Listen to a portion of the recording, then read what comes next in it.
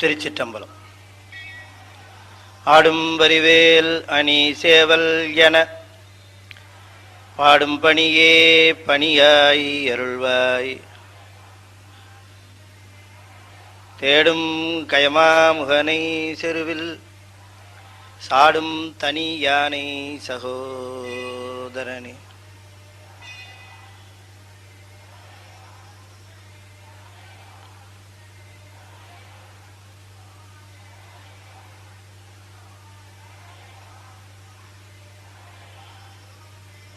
திருச்சிற்றம்பலம்.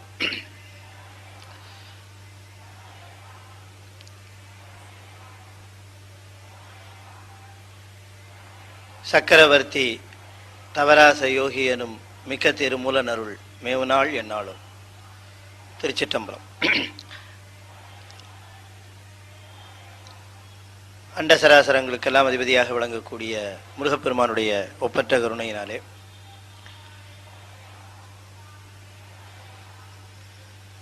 அருள்மிகு கமல விநாயகர் சத்சங்கத்திலே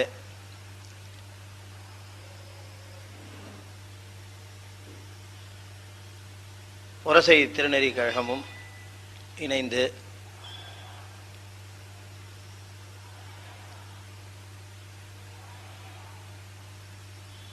மாதந்தோறும்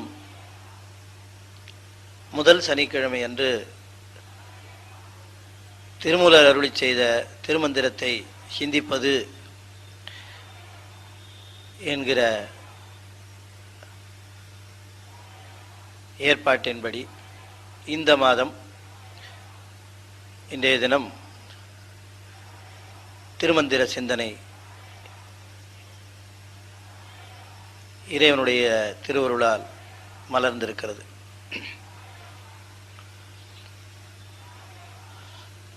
சைவ திருமுறைகளிலே 10ஆம் திருமுறை என்று திருமந்திரத்தை சான்றோர்கள் தொகுத்து வைத்திருக்கிறார்கள்.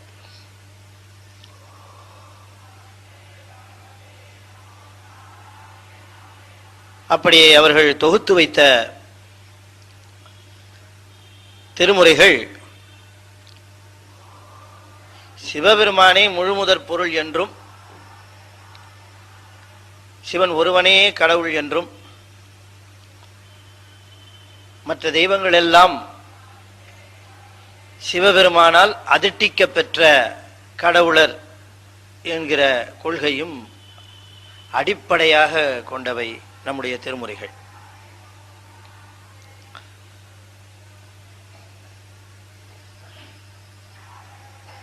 அப்படி சிவனையே முழுமுதற் பொருளாக கொண்டு அருளாளர் செய்த நூல்களை எல்லாம் தொகுக்கிற பொழுது திருஞான சம்பந்த சுவாமிகள், திருநாவுக்கரசு சுவாமிகள், சுந்தரமூர்த்தி சுவாமிகள் ஆகியோர் அருளி செய்த அந்த நூல்களை எல்லாம் 7 திருமுறைகளாக தொகுத்தார்கள் சான்றோர்கள். இந்த நூல்களை எல்லாம் தொகுத்த பிறகுதான் மற்ற நூல்களையும் நாம் சேர்த்து கொள்ள வேண்டும் என்கிற எண்ணம் தோன்றவே திருவாசகம், திருமந்திரம், பட்டினத்தார் பாடல்கள், நக்கீரருடைய பாடல்கள், காரைக்கால் அம்மையாருடைய பாடல்கள் இவற்றையெல்லாம் நாம் விட்டுவிடக்கூடாது என்று பிறகு அவற்றையெல்லாம் பின்னே வைத்த திருமுறைகளாக தொகுத்தார்கள். எனவே இவைகளெல்லாம் காலத்தின் அடிப்படையிலே தொகுத்தவை என்று நாம் நினைத்து விடக்கூடாது. முதல் திருமுறைனா முதல்ல பாடினாங்க, 2ஆம் திருமுறைனா அதுக்கப்புறம் வந்தது, 4ஆம் திருமுறைனா அதுக்கப்புறம் வந்ததுன்னு நினைச்சிடக்கூடாது. அதாவது யார் முதல்ல பாடினாங்களோ அது முதல் திருமுறை, யார் கடைசியில் பாடினாங்களோ அவங்க கடைசி திருமுறைன்னு நாம் எண்ணி விடக்கூடாது. அதுக்காக சொல்கிறேன். நான் பார்க்க போனால் திருமூலருடைய திருமந்திரம் திருஞான சம்பந்தருக்கு முன்பாகவே பாடப்பெற்றது, எல்லாருக்கும் நல்லாவே தெரியும். ஆனால் அது 10வது திருமுறையாக இருக்கிறது. காரைக்கால் அம்மையார் எல்லாருக்கும் முன்பாகவே பாடிவிட்டார்கள், ஆனால் அது 11ஆம் திருமுறையில் இருக்கு. ஆக இந்த திருமுறைகள் என்று சொல்லப்பெறுவதெல்லாம் காலத்தின் அடிப்படையிலே அமைந்தவை என்று நாம கணக்கு பண்ணிடக்கூடாது. அந்த தெளிவு வரணுங்கிறதுக்காக சொல்றேன். காலத்தின் அடிப்படையிலே அவை தொகுக்க பெற்றவை அல்ல. அப்ப எதன் அடிப்படையிலே தொகுக்க பெற்றவை? 1 2 3 என்கிற அந்த நிலையில இவைகள் எல்லாம் ஒருவேளை தகுதியின் அடிப்படையில தொகுக்க பெற்றவையா அப்படின்னு கேட்டா, நாம திருமுறை ஆசிரியர்களை எல்லாம் ஒரு சேர பார்ப்போம், எல்லாவரையும் ஒன்றாக பார்ப்போம். 11ஆம் திருமுறை எழுதின கபிலரும் நம்முடைய திருமுறை ஆசிரியர் தான். 1ஆம் திருமுறையில எழுதிய திருஞான சம்பந்த பெருமானையும் நம்ம ஒக்க நோக்குவோம், நமக்கு வேறுபாடு கிடையாது. தகுதியின் அடிப்படையிலையும் இல்லை. அப்ப திருமுறை என்பது முறைப்படுத்தப்பட்டதுன்னா தகுதியின் அடிப்படையிலும் இல்லை, காலத்தின் அடிப்படையிலும் இல்லைன்னா அப்ப முறைனா என்ன அர்த்தம், முறைப்படுத்தப்பட்டதுன்னா என்ன பொருள் அப்படின்னு பார்க்கிற பொழுது, திருமுறைன்னு ஏன் அதுக்கு பேர் அப்படின்னு கேட்டா, நமக்கு ஏதாவது ஒரு குறை, இப்ப ஒரு குடிமகனுக்கு ஒரு குறை என்று சொன்னால் அரசனிடம் சென்று அந்த குறையை அவன் சொல்லுவதற்கு முறையிடுதல் அப்படின்னு ஒரு தமிழ் வழக்கு உண்டு. அப்படி குடிமகனானவன் தன்னுடைய குறைகளை அரசனாக இருக்கிறவனிடம் சென்று முறையிடுவதற்கு முறையிடுதல் என்று சொல்லுவது போல, ஆன்மாக்களாகிய நாம் நம்முடைய குறைகளை எல்லாம் திருவாக இருக்கக்கூடிய சிவத்திடம் சென்று முறையிடுவதற்காக அமைந்தவைதான் திருமுறைகள் என்று அழைக்கப்பெறுகின்றன என்பதை நாம் உணர்ந்து கொள்ளணும். அப்ப திருமுறை என்று சொன்னால் திருவின் முன்பாக முறையிடுவதற்காக அமைக்கப்பெற்ற பாடல்கள். இப்ப நாம நம்முடைய வார்த்தைகள்ல போய் முறையிடுவதை காட்டிலும் சம்பந்தர் வாக்காலையும் சுந்தரமூர்த்தி சுவாமிகள் வாக்காலையும் முறையிட்டோம்னு சொன்னா அதுக்கு ஒரு தனி மதிப்பு தான் இல்லையா? நாம போய் ஒரு தட்டை போய் இன்னும் உதவின்னு சொல்றதுங்காட்டியும் இன்னார் அனுப்பிச்சாருங்க அதனால வந்து அப்படின்னு அவருக்கு வேண்டியவரை சொன்னோம்னா அப்படியா உட்காருங்க அம்மா, அது வரைக்கும் நிக்க வச்சுட்டே பேசிட்டு இருந்தவங்க இல்லையா? இன்னார் அனுப்பிச்சார் அப்படின்னு சொன்னா அதுக்கு ஒரு தனி. நாமளும் போய் அப்படி நின்று நம்ம வார்த்தைகளை சொல்றதுங்காட்டியும் ஒரு திருஞான சம்பந்த தேவாரத்தை சொன்னா சுவாமி திரும்பி பார்ப்பார், யாரோ திருஞான சம்பந்தர் பாடுறானே யாருது அப்படின்னு பார்ப்பார் நம்மள. அந்த நேரம் பார்த்து நம்ம குறைய சொல்லிக்கலாம். இது ஒரு வழி. அந்த மாதிரியாக முறையிடுவதற்காக அமைந்த பாடல்கள் என்பதனாலேதான் அதுக்கு திருமுறை. திருன சிவம், திருன செல்வம், திருன சிவம். அதனாலதான் நம்முடைய திருமுறை தலங்களுக்கெல்லாம் திருன்னு சேர்த்து சொல்லுவது வழக்கம். திரு ஒற்றியூர் அப்படின்னா சிவம் உரைகின்ற ஒற்றியூர், திருமயிலை அப்படின்னா சிவம் உரைகின்ற மயிலை அப்படின்னு அர்த்தம். ரொம்ப பேர் நினைச்சிட்டு இருக்காங்க திருனா மரியாதைக்காக அதை போட்டுட்டு இருக்கிறோம் அப்படின்னு. திருவாளர் திருன்னு போடுறோமே அது மாதிரி ஊருக்கும். ஒருத்தர் கேட்டார், என்ன சார் ஊருக்கு போய் திருன்னு போடுறீங்க, திரு ராமசாமி திரு கந்தசாமி அப்படித்தானே சார் சொல்றது, நீங்க திரு மயிலாப்பூர் திரு ஒற்றியூர் அப்படிங்கிறீங்களே,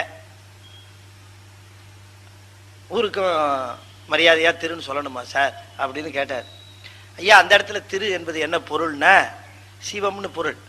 திரு ஒற்றியூர்னா சிவம் உரைகின்ற ஒற்றியூர் அப்படின்னு பொருள். அதுக்கு திருமயிலை அப்படின்னா சிவம் உரைகின்ற மயிலை. திரு சிராப்பள்ளி சிவம் உரைகின்ற சிராப்பள்ளி. சிராப்பள்ளி குன்றுடையானை கூரை என் உள்ளம் குளிருமே. ஞானசம்பந்தர் சொல்றார், நன்றுடையானை தீயதிலானே. நல்லதுதான் செய்வானா, தீமை செய்ய தெரியாதவன். அப்ப நிறைய தீமை வருத அப்படின்னா அது நீயே செஞ்சுக்கிட்டது, அவ்வளவுதான். நல்லது செய்யறதுன்னா அது ஈஸ்வரன் செஞ்சது, தீமை இருக்குன்னா அது நீயே உனக்கு செய்துகிட்டது, அவ்வளவுதான். ஆக இந்த திருமுறைகள்ல இந்த 10வது திருமுறையாக அமைக்கப்பெற்ற திருமந்திரம் எண்ணிக்கையில 10 இருக்குதே, அது பிற்காலத்துல வந்தது நினைச்சிடக்கூடாது. அதுக்காக இவ்வளவு தூரம் நான் ஒரு முன்னுரை சொல்லுகிறேன். காலத்தால் முந்தியதுதான் அது.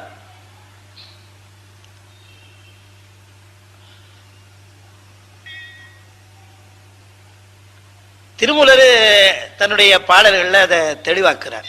நம்ம பாயிரத்துல முதல் பாடல் பார்த்துட்டு இருந்தோம்.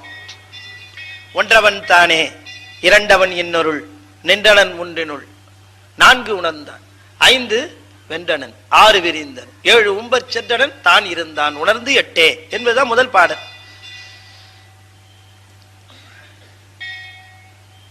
ஒன்றவன் தானே என்பதற்கு நாம பொருள் பார்த்தோம். ஒரு பொருளாக ஒன்றாக ஆதியாக விளங்குகிற ஒரு பொருளாக இருக்கிறவன் தான் படிநிலைகளாக இறங்கி வந்தான். மூலப்பொருள் ஒன்று, ஆதி பொருள் ஒன்று, அனாதி சிவம்னு பேர். அதுக்கு அனாதி சிவமாக இருக்கிற பொழுது பராசக்தி அதனுள்ளே ஒடுக்கம், அது அனாதி சிவம், அது ஒன்றாக இருந்தது. இரண்டவன் இன்னருள் அப்படின்னு பார்த்தோம். அது திரோதானம் திருவருள் அப்படிங்கிறதையும் நாம விளக்கி சொன்னோம். இரண்டவன் இன்னருள் அப்படின்னு அதை கூட ரொம்ப விரிவா நான் சொன்னேன். மற்ற சமயங்கள்ல இந்த திரோதானம்ங்கிறதே கிடையாது. மறைப்பு சக்தி என்பது இறைவன் மறைக்கிறான் என்பது எந்த சமயத்திலையும் சொல்லப்படலை. நம்முடைய சமயத்துல மட்டும்தான் இந்த திரோதானம் என்கிற ஒன்று இருக்கிறது. மறைப்பு சக்தி ஒன்று அமைந்திருக்கிறது. இறைவனுடைய அருள் இரண்டு விதமாக இருக்கிறது. ஒன்று திரோதானம், இன்னொன்று திருவருள் அப்படின்னு பார்த்தோம்.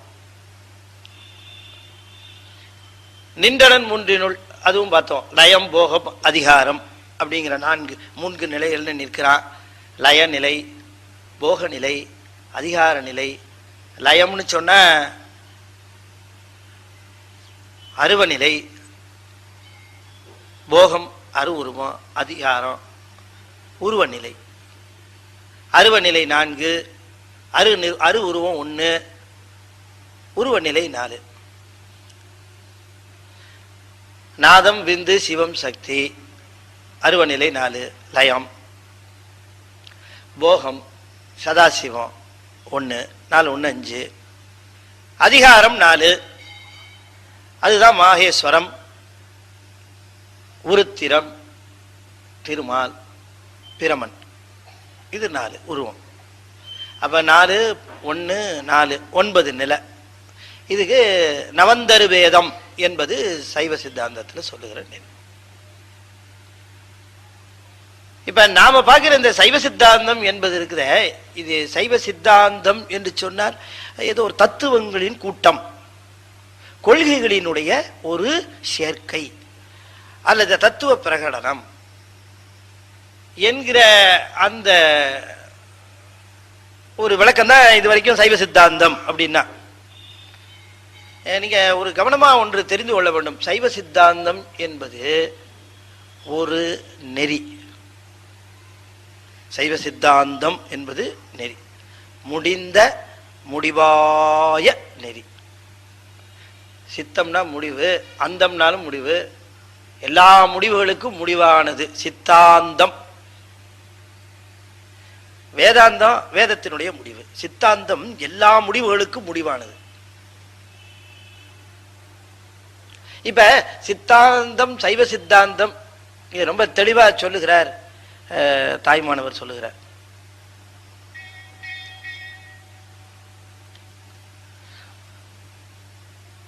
இந்த உலகத்திலிருந்து துவங்கி ஒவ்வொரு பொருளாக விளக்கிக் கொண்டே வருகிறார்.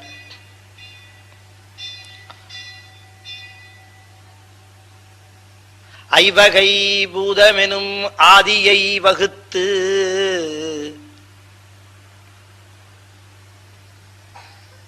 ஐந்து வகை பூதங்கள் அவற்றை வகுத்து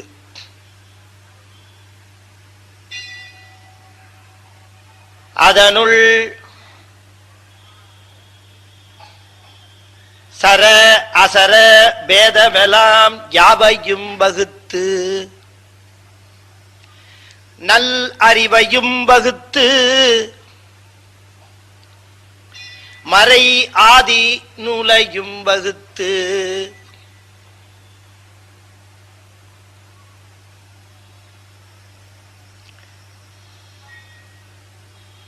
சைவ முதல் அளவில் சமயமும் வகுத்து மேல் சமயம் கடந்த மோன சமரசம் எனும் நெறி வகுத்து. எவ்வளவு வகுத்துன்னு சொன்னார் பாத்தீங்களா? ஐவகை எனும் பூதம் வகுத்து, ஐந்து வகையான பூதங்களையும் அவற்றை கொண்டு இந்த புவனங்களையும் இந்த உலகங்கள் இவற்றை எல்லாம் வகுத்தாய். அப்புறம் என்ன பண்ண தெரியுமா? அதுல சரம் அசரம், சரம்னா மொபைல், அசரம்னா இம்மொபைல், அசையாதன அசைவன, அதான் அசரசரம். சராசரம் வாங்க அசரசரம். இந்த அசையாதவையில் என்று சொல்லுவதில் உயிர் உள்ளவையும் உண்டு, உயிர் இல்லாததையும் உண்டு. அசையாம நிக்கிறதுல இது அசையாம நிக்குது, இது அசையாம நிக்குது, இதெல்லாம் உயிரற்றது. ஆனா அங்கேயும் அசையாம நிக்குது பாருங்க மரம். ஆனா அது உயிர் உள்ளது, ஓரறிவு உயிர். சோ அசையாம நிக்கிறதுல உயிர் உள்ளதும் உண்டு, உயிர் இல்லாததும் உண்டு. அசைவனவற்றுள் அகிர்ணியும் உண்டு, உயர்தனையும் உண்டு. சரி, இவற்றையெல்லாம் படைச்ச, இந்த மாதிரி உடல்களை படைச்ச, உலகத்தை படைத்தாய், உலகத்தை படைத்தாய், பிறகு உடல்களை படைத்தாய். அவற்றில் அகிரிணை, உயர்தினை, சரம், அசரம் என்று சொல்லப்பட்ட எல்லாவற்றையும் படைத்தாய். ஐவகை எனும் பூதம் ஆதியை வகுத்து அதனுள் அசரசரா பேதமெலாம் எனும் யாவையும் வகுத்து நல் அறிவையும் வகுத்து. இவற்றையெல்லாம் வகுத்ததுக்கு பிறகு நல்ல ஞானத்தை வகுத்து. ஞானத்தை வகுத்து என்ன பண்ண? மறை ஆதி நூலையும் வகுத்து, வேதம், ஆகமம், இதிகாசம், புராணம், உபனிஷம் எல்லாத்தையும் வகுத்தாய். இந்த உலகத்தில் இருக்கக்கூடிய நெறிகள், நீதிகள் இவற்றையெல்லாம் இந்த உயிர்கள் புரிந்து கொள்ள வேண்டும் என்கிற நிலையிலே அந்தந்த உயிர்கள் அந்தந்த பக்குவ நிலையிலே உணர்ந்து கொள்வதற்கு, சில உயிர்கள் புராணத்தை தான் புரிந்து கொள்ளும், சில உயிர்கள் தான் கொஞ்சம் மேல போய் அப்படி உபனிஷத்து, கொஞ்சம் இருக்கிறது அதுக்கு மேல போய் ஆகமம், அதுக்கு மேல இருக்கிறது வேதம், இப்படி அதாவது பக்குவத்திற்கு தகுந்தாற் போலத்தான். இல்லாட்டி எதுக்கு புராணம் இல்லையா? ஆக இவற்றையெல்லாம் வகுத்தாய். மறை ஆதி நூலையும் வகுத்து. அப்புறமா என்ன பண்ண? அவரவர்கள் அவரவருடைய பக்குவத்திற்கு தகுந்தாற் போல பின்பற்றுவதற்காக சமயங்களை வகுத்தாய். அது அகச்சமயம் புறச்சமயம்னு ரெண்டா பிரிஞ்சுது. புறச்சமயத்திலேயே புறப்புற சமயம், புறச்சமயம், அகப்புற சமயம் 18 இருக்குது. அகச்சமயத்துல 6 இருக்குது. புறச்சமயத்துல எத்தனை சொன்ன? 18. அகச்சமயத்துல 6, 18 24 அப்படின்னு நினைச்சிடாதீங்க. அளவில் சமயமும் வகுத்து, எண்ணிக்கையில் அடங்காத சமயங்கள் இருக்குன்னார்.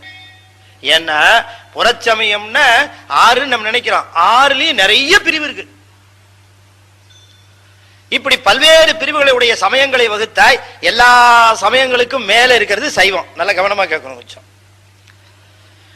சைவ முதல் அளவில் சமயமும் வகுத்து, எல்லா சமயங்களையும் அளவில் சமயங்களையும் வகுத்து அவற்றை உயிர்கள் அவரவர்களுடைய பக்குவத்திற்கு ஏற்றாற் போல அந்தந்த சமயத்தை பின்பற்றி அந்தந்த நெறியை அடையுமாறு செய்தாயின்னு சொன்னவரு அத்தோட நின்று சொன்னார், இதுக்கு மேல மேல். அப்ப இந்த அளவில் சமயம் இருக்க, அளவில் சமயத்துக்கு மேல சைவம் இருக்கு, சைவத்துக்கு மேல ஒண்ணு சொல்றார். அதான் நீங்க கவனமா கேட்கணும்.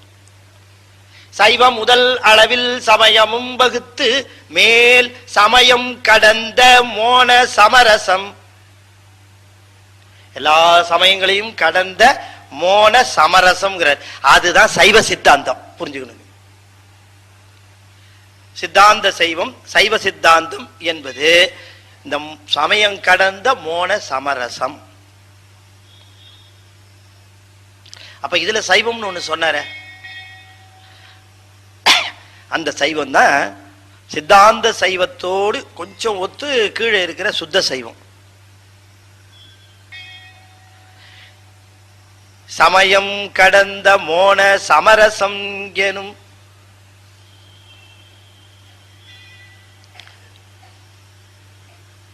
மேல் சமயம் கடந்த மோன சமரசம் வகுத்தனி. அற்புதமா சொன்னார் சுவாமி. சைவ சித்தாந்தங்கிறது எல்லா சமயங்களுடைய கருத்துக்களையும் தன்னுள் கொண்டது. அதை எப்படி அறியலாம்னா உணர்ந்துதான் அறிய முடியும். சைவ சித்தாந்தம் மட்டும் அது உணர்வு பூர்வமான சமயம். சமயம் கடந்த மோன சமரசம் வகுத்தனி. எல்லாத்துக்கும் மேல கொண்டு ஒரு கிளைமேக்ஸ் மாதிரி ஒண்ணு வைக்கிறார். அதுதான் சுவாமி இவ்வளவுத்தையும் வகுத்த. ஐவகை எனும் பூதம் ஆதியை வகுத்து அதனுள் அசரசர பேதமெலாம் யாவையும் வகுத்து.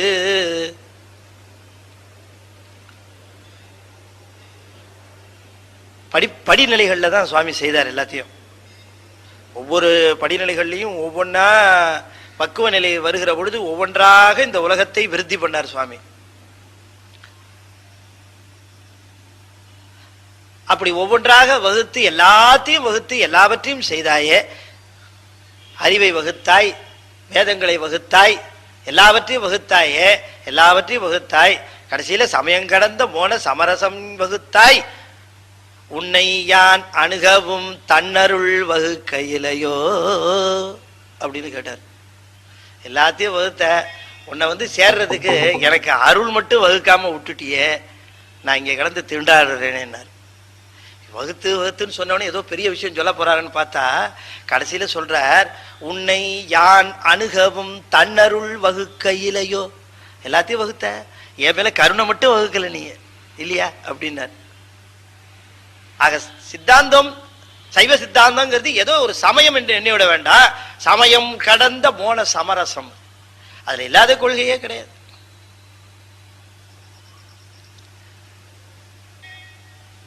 இப்படி எல்லாம் சொன்னா நமக்கு கொஞ்சம் பயமா தான் இருக்கும். என்னங்க சார் சமயம் கடந்த மோன சமரசம்ங்கிறீங்க, கொஞ்சம் பயமா இருக்கு சார் கேட்கறதுக்கு. இது நமக்கு அதுக்கு எதுவும் சம்பந்தம் இல்லையோ அப்படிங்கிற மாதிரி பயமா இருக்கு சார் அப்படின்னு இல்லையா? இறைவன் மிக மிக உயர்ந்தவன், மிக மிக எட்டாத நிலையில இருக்கிறவன், ரொம்ப ரொம்ப அரிய பொருள் அப்படின்னு சொன்னா ரொம்ப பெரியவன் சார், அவன் ரொம்ப அண்டங்களுக்கெல்லாம் தலைவன் சார், அவன் எல்லா உலகங்களுக்கும் அப்பாற்பட்டவன் சார், அவன் ரொம்ப பெரியவன் சார் அப்படின்னா நம்மால் கேட்டு என்ன சொல்லுவான், சரி சார் இருந்துட்டு போட்டோம் சார், என்ன பண்றது, அவர் பாட்டுக்கு இருக்கட்டும், நம்ம பாட்டுக்கு இருப்போன்றுவோம். நமக்கு என்ன ஆக போகுது, அவர் ரொம்ப பெரியவரா இருந்தா இருந்துட்டு போட்டோம். நமக்கு பொன்னும் மெய்ப்பொருளும் தருவானை, போகமும் திருவும் புணர்ப்பானை, பின்னையன் பிழையை பொறுப்பானை, பிழையலாம் தவிர பணிப்பானை, இன்ன தன்மையன் என்று அறிவொன்னா எம்மானை. இன்ன தன்மைன்னு தெரிஞ்சுக்க முடியாது, அவ்வளவு பெரியவன், அவன் யாருன்னு நம்மளால அறிந்து கொள்ள முடியாது. அப்படியா, அப்ப சரி அவர் பாட்டி இருக்கட்டும், நம்ம பாட்டி இருக்கிறோம் அப்படின்றான். அதுவா பெருமை ஈசனுக்கு? சுந்தரமன் சுவாமி சொல்லுகிறார், அதல்ல பெருமை, அவ்வளவு பெரியவனா இருந்தோம். இன்ன தன்மையன் என்று அறிவொன்னா எம்மானை, எளி வந்த பிரானே, சௌலபியம். அவ்வளவு பெரிய ஆளா இருந்தாலும் உனக்கு ஏற்ற மாதிரி வருவான். அதுதான் அவருக்கு பெருமையை தவிர பெரியவனா இருக்கிறது பெருமை இல்லை, எளிமையா இருக்கிறது தான் பெருமை.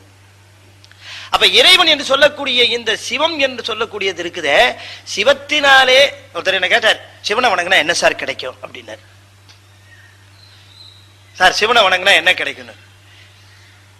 சிவனை வணங்குறதே கிடைத்தற்கரிய ஒன்று, அது கிடைச்சதே, அதுக்கு சந்தோஷப்படுங்க, அதுதான் இருக்கிறதுலே பெரிய செல்வம்னா. இது அதை தாண்டி ஒண்ணு வரணுமா? சிவனை வணங்கினா என்ன கிடைக்கணும்? சிவனை வணங்குறதே பெருஞ்செல்வம். எந்த ஜென்மத்திலேயே ஏதோ புண்ணியம் பண்ணிருக்கிற, அந்த புண்ணியத்தின் பயனாக விளைவது சிவனை வழிபடுவது.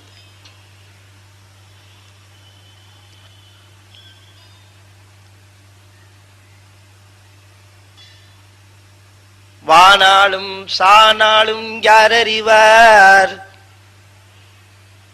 நீ நாளும் நன்னெஞ்சே நினை கண்டாய், நீ நாளும் நன்னெஞ்சே நினை கண்டாய், யார் அறிவார் சானாலும் வாழ்நாளும், சாய்காட்டும் பெருமார்க்கே பூனாலும் தலை சுமப்ப, புகழ் நாமும் செவி கேட்ப, நானாலும் நவிந்தேத்த பெறலாமே நல்வினையே. இதெல்லாம் செஞ்சா என்ன கிடைக்கணும்? நல்வினை கிடைக்கும். நல்வினைனா திரும்பவும் ஈசனை வழிபடுகின்ற வருகின்ற பிறவிகளிலும் அவனை மறவாது வழிபடுகின்ற புண்ணியம் கிடைக்கும். நல்வினைனா அதான் அர்த்தம். ஏதோ நல்வினை செய்திருந்தா இந்த ஜென்மத்தில் சிவனை புரிஞ்சிக்க முடியும், இருக்கிறாருனாவது தெரியும், சுவாமின்னு ஒருத்தர் இருக்கிறான்னு தெரியும், வழிபடுறதுக்கு. அதுக்கே ரொம்ப ஜென்மங்கள்ல புண்ணியம் பண்ணிருக்கணும். சிவ சம்பந்தமான ஒரு செய்திகளை காதுல கேட்கறதுன்னு இருக்கு பாருங்க, அது ரொம்ப புண்ணியம். நீ நாளும் நன்னெஞ்சே நினை கண்டாய், யார் அறிவார் சானாலும், டே ஆஃப் டெத் யாருக்கு தெரியும்னு கேட்டார். சானால் யாருக்கு தெரியும்னார். வாழ்நாளும், வாழ்நாள் யாருக்கு தெரியும்னார். ஒரு மாணவர் கேட்டார், சாநாள்னாலே டே ஆஃப் டெத் தானே, அப்புறம் வாழ்நாள்னு ஒரு தடவை எதுக்கு இன்னொன்னு சொன்னாரு? ஒன்னு தெரிஞ்சா இன்னொன்னு தெரிஞ்சு போகும் இல்லையா? சாநாள் தெரிஞ்சு போச்சுன்னா மொத்தம் எத்தனை வாழ்நாள்னு தெரியும். அப்ப சாநாள் யார் அறிவார்னு சொன்னாலே வாழ்நாள் எவ்வளவுன்னு தெரிஞ்சு போயிடுமே. அது என்னதுக்கு தனியா ஒரு தடவை யார் அறிவார் சாநாளும் வாழ்நாளும் சொன்னாரு திருஞான சம்பந்தர்? விவரம் தெரியாம சொல்லுவாரு. திருஞான சம்பந்தர் என்ன ரூம் போட்டா பாட்டு எழுதினாரு? ஒவ்வொரு தடவையும் கோயிலுக்கு முன்னால சுவாமிக்கு முன்னால நின்று அருள் பெருக்கில வந்தது. சம்பந்த சரணாலயர் உட்கார்ந்து பக்கத்திலேயே விறுவிறுன்னு எழுதினார். அவங்க எல்லாம் ஒரு தடவை கேட்டா நினைவில் வைத்துக் கொள்ளக்கூடியவர். அப்படித்தானே பாட்டு? அப்படி எழுதினது தானே இந்த பாட்டு. பூமிகதனில் பிரபுவான புகலியில் வித்தகர் போல அபிரத கவி தொடைப்பாட அடிமை தமக்கருள்வாய் அன்னையன் சொல்ற. நான் திருஞான சம்பந்தம் பாடணும்னார். ஏன் அப்படி பாடினார்? வானாலும் சானாலும் அப்படின்னா நல்ல கவனமா கேட்கணும். சாநாள் அப்படின்னா இறக்கின்ற நாள் யாருக்கும் தெரியாது. இறக்கின்ற நாள் யாருக்கும் தெரியாதுங்கிறது ஒரு பக்கம் இருக்கட்டும். நீ உயிரோடு இருக்கிற நாள்லயே எத்தனை நாள் உணர்வோடு இருக்க போறேங்கிறதும் தெரியாதுன்னாரு. படுக்கையிலே கோமாவில 3 மாசம் கிடப்பான், உயிரோட தான் இருப்பான். அப்ப அது வாழுகிற கணக்காது. உயிரோடு இருக்கிறது தான். உணர்வு இல்லாம இருந்து என்ன பயன்? உயிரோடு இருப்பதினாலே பயன் இல்லை, உணர்வோடு இருக்கணும். அப்ப அவர் சொல்றார், எத்தனை நாள் உயிரோடு இருக்க போற, எத்தனை நாள் உணர்வோடு இருக்க போற தெரியலையே. உயிரோடு இருக்கிற நாள்லயும் உணர்வோடு நினைக்கக்கூடிய அந்த நிலை வரணுமே இல்லைங்களா? நினைச்சு பாருங்க. என்னவோ தெரியல, எல்லா இடத்துக்கும் வராது, இங்க மட்டும் வரமாட்டேங்கிறான், இழுத்துக்கிட்டே கிடக்குது. இது என்ன கொடுமை தெரியுங்களா? படுத்திருக்கிற ஆளுக்கு வாய் தான் பேச வராது, காது நல்லா கேட்கும். சுத்தி இதெல்லாம் பேசுறதெல்லாம் காதுல வந்து உளுந்துகிட்டே இருக்கும், ஆனா பதில் பேச முடியாது. இப்படி கிடப்பான் படுக்கையிலேயே. இதெல்லாம் யாருன்னு கேட்டா, சிவநாமத்தை சொல்லாதவனும் திருமுறைகளை பயிலாதவரும்.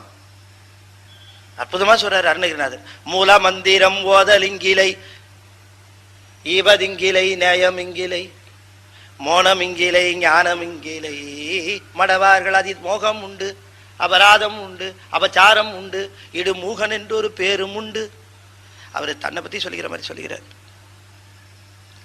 அவரை பத்தியா சொல்றாரு? அவரை பத்தியா சொல்லுகிறாரு இல்லையா? எப்பவுமே ஞானி என்ன பண்ணுவாங்க, இருக்கிற குறைகளை எல்லாம் தன் தலைமையில ஏத்திக்குவாங்க. என்ன மாதிரி ஒரு ஒரு அறிவினன் உண்டா, என்ன மாதிரி ஒரு அயோக்கியம் உண்டா, என்ன மாதிரி ஒரு பாவி உண்டா, அப்படிலாம் சொல்லிக்குவாங்க. அவங்களையா குறிக்குது? அது அவங்களையா குறிக்குது? பாதி வீடுகளில் என்ன பண்ணுவாங்க, இந்த பெண்கள் கோபம் வந்தா, அது முக்கியமா மாமியார் மேல கோபம் வந்தா குழந்தைய போட்டு தட்டுவாங்க. குழந்தைய அடிக்கிற மாதிரி இருக்கும், ஆனா மாமியாருக்கு தெரியும் யாரை சொல்றான்ட்டு, கணக்கா புரிஞ்சுக்குவாங்க. அதுபோல அருணகிரிநாதர் தன்னை சொல்லிக்கிட்டாலும் படிக்கிற நமக்கு நல்லா தெரியும், அவரையா சொல்றாரு, என்ன சொல்லிட்டு இருக்கிறாரு அப்படின்னு படிக்கிறவனுக்கு தெரியணும் இல்லையா? நமக்கு தெரியும் யாரையா நம்மளை சொல்றாரு அப்படின்னு. மூல மந்திரம் ஓதலிங்கிலை நான் இதெல்லாம் வழங்கிட்டு இருந்தா திரும்ப மந்திரம் சொல்ல முடியாது. அதுல சொல்றார், மூல மந்திரம் ஓதல் இங்கிலை. எல்லாரும் ஒரு மூல மந்திரம் வச்சுக்கணுங்கிறார். சரி, அது அப்புறம் ஒரு நாள் விளக்குறேன். ஈவதிங்கிலை நேயம் இங்கிலை மோனம் இங்கிலை ஞானம் இங்கிலை. ஞானத்தினுடைய மேல்நிலை மோனம், அதான் மோன சமரசம்னாரு.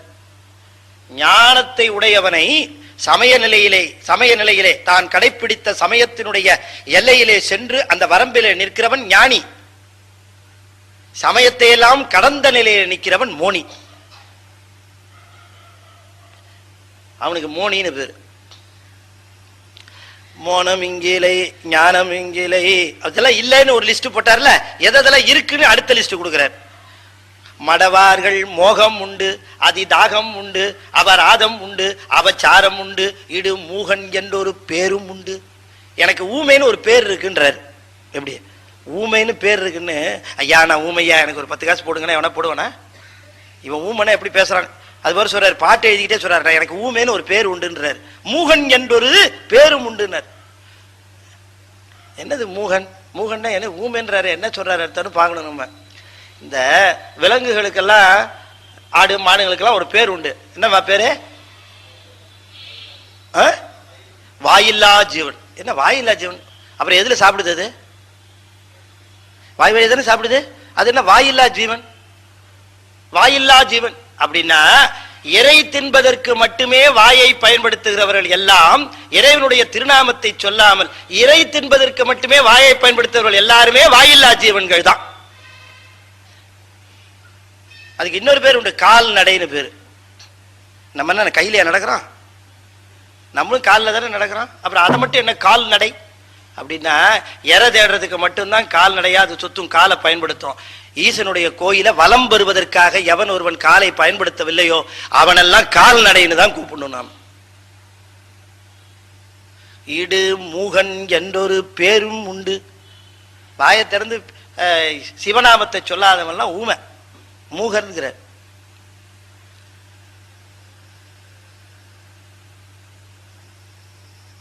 அப்ப லயபோக அதிகாரம் என்று சொல்லக்கூடிய 3 நிலைகளிலே ஈசன் வழங்குகிறான். மோன சமரசம், சமயம் கடந்த மோன சமரசம். ஒன்னும் கவலைப்படாதீங்க, அதெல்லாம் நீங்க ஒன்னும் இந்த வார்த்தைகளை பார்த்தெல்லாம் ஒன்னும் பயப்படக்கூடாது. இதெல்லாம் பேர் இருக்குன்னு நான் சொல்லியிருக்கேன். ஓ சரி பேரா அப்படின்னு தெரிஞ்சு வச்சுங்க. திருமந்திரம் பயில நமக்கு இதெல்லாம் என்னன்னு தானா புரிய ஆரம்பிக்கும். இதுக்காக இது ஒரு பெரிய சிரத்தை எடுத்துக்கிட்டு இது ஒரு பேரெல்லாம் ரொம்ப கேட்பதற்கு மயக்கம் உருவனவாக இருக்கிறதே, இதெல்லாம் நம்மால அறிந்து கொள்ள முடியுமா என்றெல்லாம் நீங்க நினைக்க கூடாது. நல்ல கவனமாக கேட்கணும். மிகப்பெரிய சொத்து இறைவன் ஒன்று கொடுத்துருக்கிறான். என்ன அப்படின்னா, அவன் நமக்குள் தன்னைத்தானே பதிவித்துக் கொண்டது. அதுதான் நமக்கு இருக்கிற மிகப்பெரிய சொத்து. ஆன்மா என்ன செய்யணும், தனக்குள்ளே இருக்கக்கூடிய அந்த மிகப்பெரிய சொத்தை உணரணும்.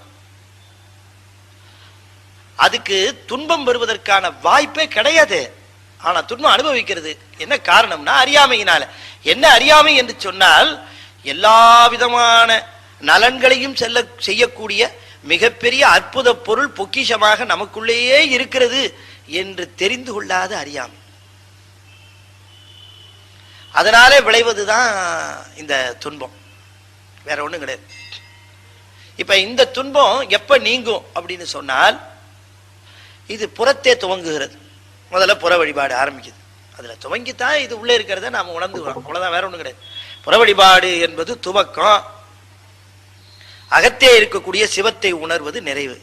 அதான் யோகங்கிறது, வேற ஒண்ணும் கிடையாது. உள்ள இருக்கிற ஆளை தெரிஞ்சுக்கிறோம். ஓ இங்கே தான் இருக்கிறான் அவன் அப்படின்னு நாம தெரிஞ்சுக்கிறோம். நான் வேடிக்கையா ஒரு கதை சொல்லுவேன். அதாவது ஒரு பெரியவர் இங்கிருந்து டெல்லிக்கு போனார், ட்ரெயின்ல ஃபர்ஸ்ட் கிளாஸ்ல போனார். அவரு போகும்போது அவர் கூட கம்பார்ட்மெண்ட்ல ஒரே ஒருத்தன் தான் இருந்தான், வேற யாரும் இல்லை. ட்ரெயின் போயிட்டு இருக்கும்பொழுது 2 நாள் இரவு பயணம். அது ட்ரெயின் போயிட்டே இருக்கும்போது இந்த பெரியவர் என்ன பண்ணார், பைய திறந்து ஒரு பை மாதிரி வச்சிருந்தார். திறந்து நிறைய பணத்தை எண்ணினார். இவன் பார்த்தா இவ்வளோ பணம் வச்சிருக்க, ராத்திரி இது தூங்கினவுடனே இந்த பையை எடுத்துட்டு இறங்கிடணும் அப்படின்னு ஒரு முடிவு பண்ணிட்டான். ஒரு 10-11 மணி இருக்கும். இவன் முன்னாடியே படுத்து தூங்குற மாதிரி பாவலா பண்ணான். ஒரு 10-11 மணி இருக்கும். அதுக்கப்புறம் எழுந்திரிச்சு பாத்ரூம் போனான். அப்படி போயிட்டுக்கிட்டு வந்து அவரை கூப்பிட்டு பார்த்தான். அவர் நல்லா தூங்கிட்டு இருந்தார். இதான் சந்தர்ப்பம்ட்டு முழுக்க அந்த பையை கம்ப்ளீட்டாக எடுத்து விடுன்னு தேடினான். மேலே பார்த்தா கீழே பார்த்தா எங்கேயும் பார்த்தா தேடி பார்த்தா கிடைக்கல. அவர் முழிச்சிருவார் போல இருந்தது, பயந்து படுத்துட்டான். அடுத்த நாள் போச்சு. அடுத்த நாள் பகல் திரும்ப வண்டி போயிட்டு இருக்கு. திரும்ப எடுத்து பையை எடுத்து பணம் என்றார். எங்கடா வச்சிருக்கான் தான். சரி இன்னைக்கு ராத்திரி எப்படி எடுத்து விடணும்னு முடிவு பண்ணான். அன்னைக்கு ராத்திரியும் அவர் தூங்குற மாதிரி ஃபாலோ பண்ணி தூங்குன மாதிரி பண்ணான். அவரு தூங்குன மாதிரி தூங்கினாரு. போனா வந்தான், பைய தேடினா பை கிடைக்கல. திரும்ப தேடி பார்க்குறான், இங்கேயும் கிடைக்கல. திரும்ப வந்து படுத்துட்டான். மறுநாள் காலையில அவரு அடுத்த நாள் வண்டி வரப்போகுது, ஸ்டேஷன் வரப்போகுது. அவர் காரை போய் பிடிச்சான். ஏன் பையன் காலை பிடிக்கிறேன்? ஐயா நான் ஒரு பெரிய தவறு பண்ண. என்ன நீங்க பணம் வச்சு எண்ணிட்டு இருந்தீங்க? ஆமா, அதை திருடணும்னு நான் நினைச்சிட்டேன். அது பெரிய தவறுன்னு இப்போ உணர்ந்துட்டேன், என்னை மன்னிச்சிருங்க ஐயா. எப்போ தவறு நீ உணர்ந்தியோ அப்பவே மன்னிக்கப்பட்டவனாகி விட்டாய், ஒன்றும் கவலைப்படாதப்பா, பரவாயில்ல போ அப்படின்னாரு. அது சரி, எனக்கு ஒரே ஒரு சந்தேகம், என்ன இவ்வளோ தேனையா அந்த பணத்தை, அதை எங்க தாயா வச்சிங்கன்னு? வேற எங்கேயும் வைக்கிறப்பா, உன் தலைவாணி கடியில தான் வச்சேன் அப்படின்னாரு. ஏன்னா அங்கதான் அவன் தேட மாட்டான். எல்லா இடத்துலையும் இறைவனை தேடிட்டு இருக்கோம், சிவத்தை. அவர் இங்கேதான் இருக்கிறார் உள்ளார. அவர் இந்த இடத்த விட்டுட்டு மித்த எல்லா இடத்துலையும் தேடிட்டு இருக்கிறோம். தேடி கண்டு கொண்டேன் என்னுளே, தேடி தேடோனா தேவனை என்னுளே தேடி கண்டு கொண்டேன் சொல்றாருல்ல அப்பர் சுவாமி. அவ்வளவு சுலபமா உள்ளேயும் போய் கண்டுபிடிக்க முடியாது. அது அவ்வளவு சுலபமும் கிடையாது. அதுக்கு ஒரு பக்குவ நிலை தேவை. எப்படி போறது உள்ளார அப்படின்னு? வெளியே போறதுன்னா தெரியும். வெளியே போறதுக்கு நமக்கு எத்தனையோ விதமான வழி தெரியும். உடனே ஒரு 2 வீலர் ஏறி உட்கார்ந்து எங்க வேணா போய் சேர்ந்து உள்ளா. உள்ள போகணுங்கிறீங்களே சார், அது எப்படி சார் உள்ள போறது? இல்லையா, சிக்கலா இருக்கு. பயிற்சி தேவை, பயிற்சி தேவை. அந்த உள்ள போறதுக்கு பயிற்சி தேவை. அதுக்கு 8 நிலைங்கிறாரு, பின்னால வருது. திருமந்திரத்துல சொல்ற அட்டாங்க யோகம்ங்கிறாரு. 8 படிநிலை. இயமம், நியமம், ஆதனம், பிராணாயாமம், பிரத்யாகாரம், தாரணை, தியானம், சமாதி. இதான் 8.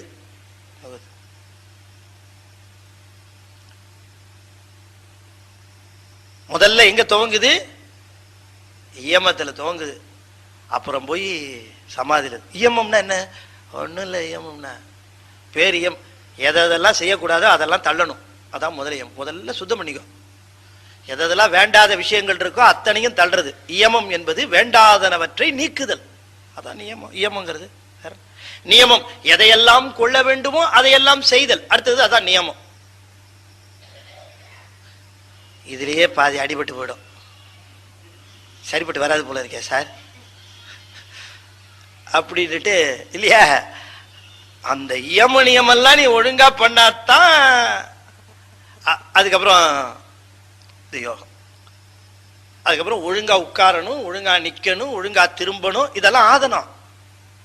உட்கார்றது கூட எப்படி உட்கார்றதுன்னு பாதி பேருக்கு காலை தூக்கி ஃப்ரண்ட் சீட்ல போட்டா தான் உட்கார்ந்த மாதிரியே இருக்கு இல்லையா? எங்க போனாலும் அது முறை இல்லைங்கிறாங்க. அது இயல்பாவே உடம்புக்கு சுகம் தேடுது. இதெல்லாம் நீக்கணுங்க. இப்படி வரணும். இது 3வது. 4வது பிராணாயாமம். இப்பதான் இந்த மூச்சு உள்ள போயிட்டு வருது பாருங்க, அதை கொஞ்சம் சரி பண்ணணும். அது பாட்டு போயிட்டு அது பாட்டுக்கு வருது, நாம நினைச்சிட்டு இருக்கிறோம். திருமூலர் ரொம்ப அற்புதமா விளக்குறார். என்னவோ போகுது, என்னவோ வருது, அது பாட்டு போகுது சார் அப்படின்னு நினைச்சிட்டு இருக்கிறோம். அது என்னென்ன வேலை பண்ணுது? உள்ள போற காத்து 10ஆ பிரியுது. தசவாயுக்கள்னு பேரு அதுக்கு. அது உள்ள போனதை வெளியில மூக்கு வழியா விட்டாதான் பிராணன்னு பேரு.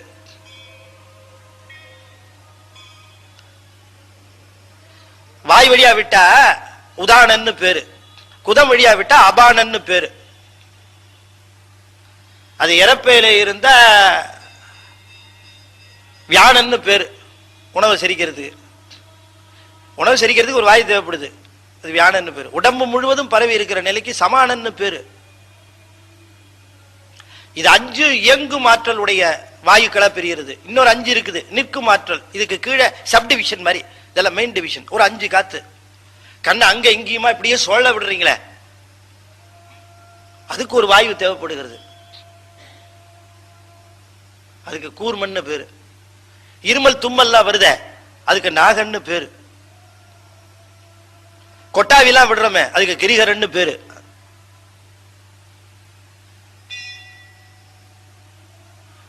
ஓஹோ, இவ்வளவு விஷயம் இருக்காங்கிறீங்க. அதுக்கப்புறம் ஒரு வாயு இருக்கு, தேவதத்தன்னு. அதுதான் கண் இமைக்கிறது. கண் இமைச்சுக்கிட்டே இருக்கு பார்த்தீங்களா? அது ஒரு ஆக்டிவேட் பண்ணிக்கிட்டே இருக்க. மூச்சு காத்து நிறுத்திங்கன்னா கண் இமைக்காது சரியா. கண் இமைத்தல். கடைசியில் ஒன்று இருக்கு, தனஞ்சயன்னு. 10வது வாயு. 10 வாயு சொல்லிட்டேன். 10வது வாயு தனஞ்சயன்னு. அது என்ன பண்ணு தெரியுங்களா? அதுக்கு ஒரு வேலையும் கிடையாது. அதுக்கு ஒரு வேலையும் கிடையாது. எல்லாத்துக்கும் வேலை சொன்னேன்ல, ஜாப்லெஸ் ஆள். இது ஒரு ஆள். அப்புறம் ஏன் சார் அது உற்பத்தி ஆகுது? அப்படிதான். ஏன்னா அதுக்கு எப்ப வேலை தேவைப்படுன்னு சொல்ல முடியாது. அதனால அது உற்பத்தி பண்ணிட்டே இருக்கணும்.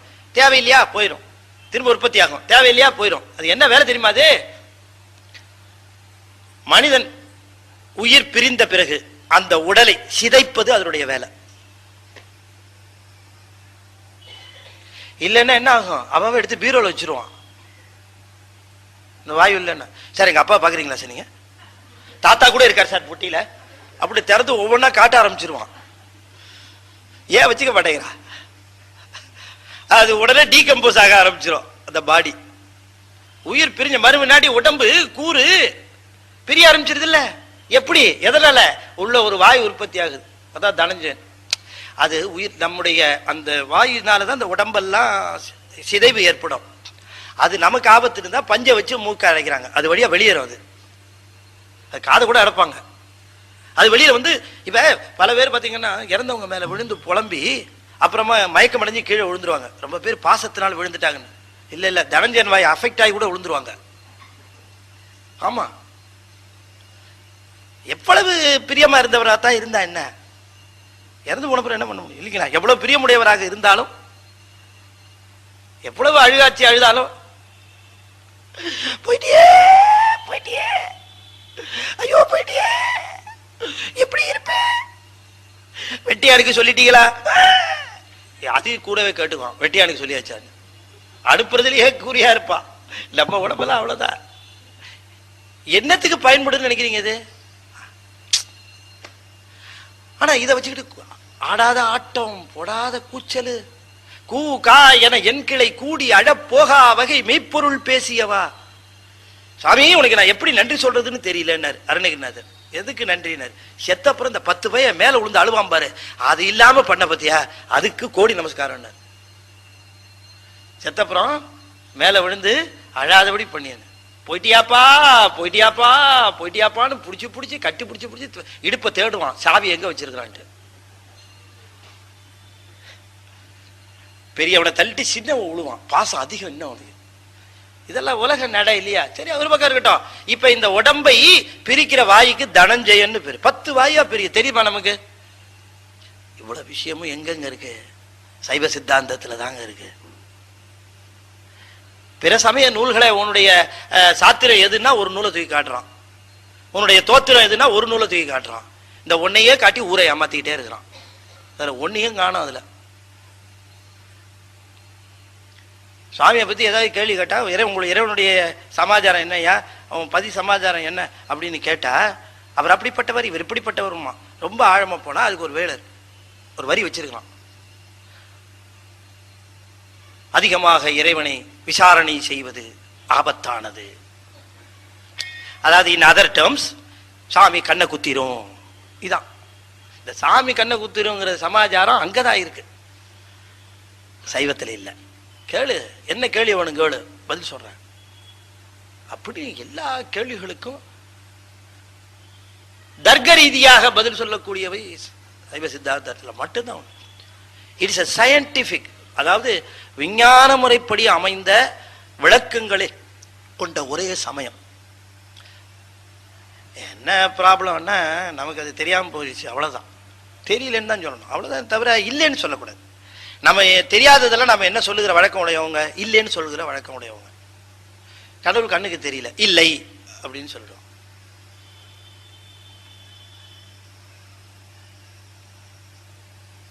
லயபோக அதிகாரம் என்று சொல்லக்கூடிய 3 நிலைகள்ல நின்று அருள் செய்வதனாலே தான் இந்த ஆன்மாக்கள் இறைவன் என்கிற ஒருவன் உண்டு என்கிற உணர்வை பெறுகிறார்கள். எளியனாக இருக்கிற நிலை, அதைத்தான் சொன்னார் அவர். 4 உணர்ந்தான், 4 செய்திகளை அவன் உணர்ந்தானான். அழிந்த சிந்தை அந்த நாளற்கு அறம்பொருள் இன்பம் வீடு.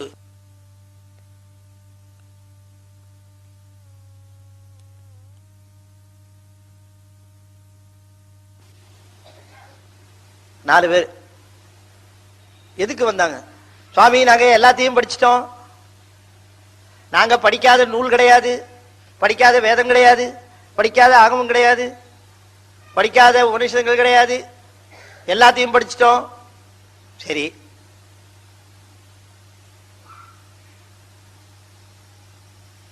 ரொம்ப சந்தோஷம். சாமி, எல்லாம் படிச்சோம், என்ன தெரிஞ்சுக்கிட்டீங்க? குழப்பம் தான் தெரிஞ்சுது. குழம்பி போய் நிக்கிறோம். ரொம்ப படிச்சவன் குழம்புவான். அவன் குழம்புறது பத்தாதுன்னு ஏதோ கொஞ்சம் நெஞ்சம் அப்படி தெரிஞ்சு வச்சிருப்பான். அவனையும் கூப்பிட்டு குழப்பி விட்டு போ, யான் பெற்ற இன்பம் பெருக இவ்வையகம் அப்படின்னு. அதனாலதான் சொன்னார் மணிவாசகர், கற்றாரை யான் வேண்டேன் கற்பனவும் இனி அமையும், குற்றாலத்தமர்ந்துரையும் கூத்தாவுன் குறை கடற்கே கற்றாவின் மனம் போல கசிந்து உரு. அது சொன்னார் பாருங்க, உனக்காக கசிந்து உருகக்கூடிய ஒரு மனம் வேணும்னாரு, உனக்காக கசிந்து உருகக்கூடிய மனம் வேணும். எது போலன்னாரு, இந்த கன்றை ஈன்ற பசு இருக்க அதோட மனசு போல வேணும்னு கேட்டார். நல்லா படிச்சவன் மனசு போலன்னு கேட்கவே இல்லை. 6 அறிவு படைத்த மனிதனுடைய மனம் போலன்னு கேட்கல, 5 அறிவு படைத்த ஒரு பசுவினுடைய மனம் போல இருக்கணும்னார். ஏன்னா ரொம்ப படிச்சா என்ன ஆகும்? அப்ப என்ன படிக்காம இருந்துள்ளாமான்னு கேட்காதீங்க. படித்தல் என்பது என்ன? கற்றதனால் ஆய பயன் என்கொல் வாலறிவன் நற்றால் தொழார் எனினார். படிப்பதனுடைய பயன் என்னன்னா, யார் படித்தவர்கள் அப்படின்னு சொன்னா, யார் ஒருவன் இறைவனுடைய பெருமையை உணர்கிறார்களோ அவர்களே கற்றவர்கள். படிக்க படிக்க இறைவனுடைய பெருமை அதிகமா தெரியுதா, அப்ப நீ படிச்சிருக்கேன்னு அர்த்தம். படிக்க படிக்க என் பெருமை தான் சார் ரொம்ப தெரியுது அப்படின்னா நீ கீழே போயிட்டு இருக்கேன்னு அர்த்தம்.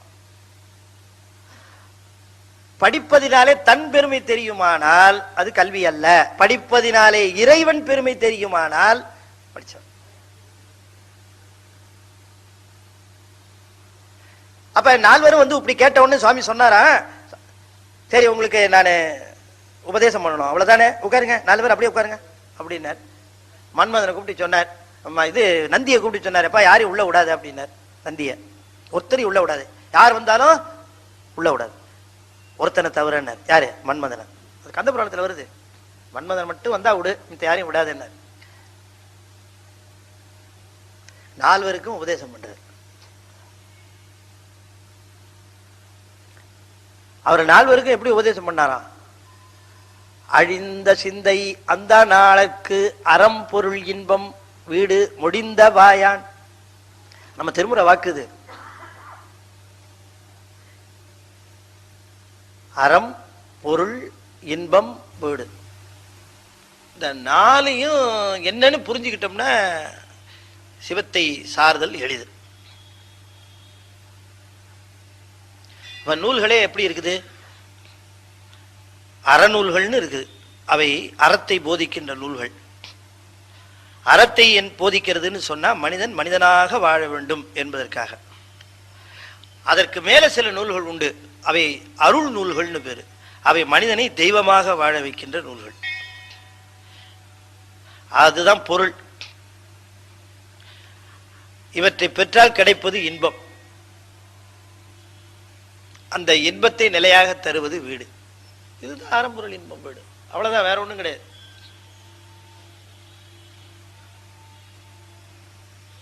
கல்லாலின் புடையமர்ந்து நான் மறை ஆரங்கம் முதல் கற்ற கேள்வி வல்லார்கள் 4வர்க்கும் வாக்கிறந்த பூரணமாய் மறைக்கு அப்பாலாய் எல்லாமாய் அல்லதுமாய் இருந்ததனை இருந்தபடி இருந்து காட்டி சொல்லாமல் சொன்னவரை நினையாமல் நினைந்து பவத்தொடக்கை வெல்வாம். தட்சிணாமூர்த்தி திருக்கோலத்தை சொல்லுகிறார் பரஞ்சோதியார்.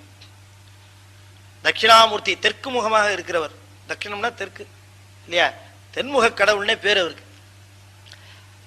கல்லாலின் புடையமர்ந்து நான் மறை ஆரங்கம் முதல் கற்ற கேள்வி வல்லார்கள். அப்ப நான் மறை ஆரங்கம் எல்லாத்தையும் படித்தவர்கள் அவர்கள். அவர்களுக்கு அதை பத்தி சொல்ல வேண்டிய அவசியமே இல்லை.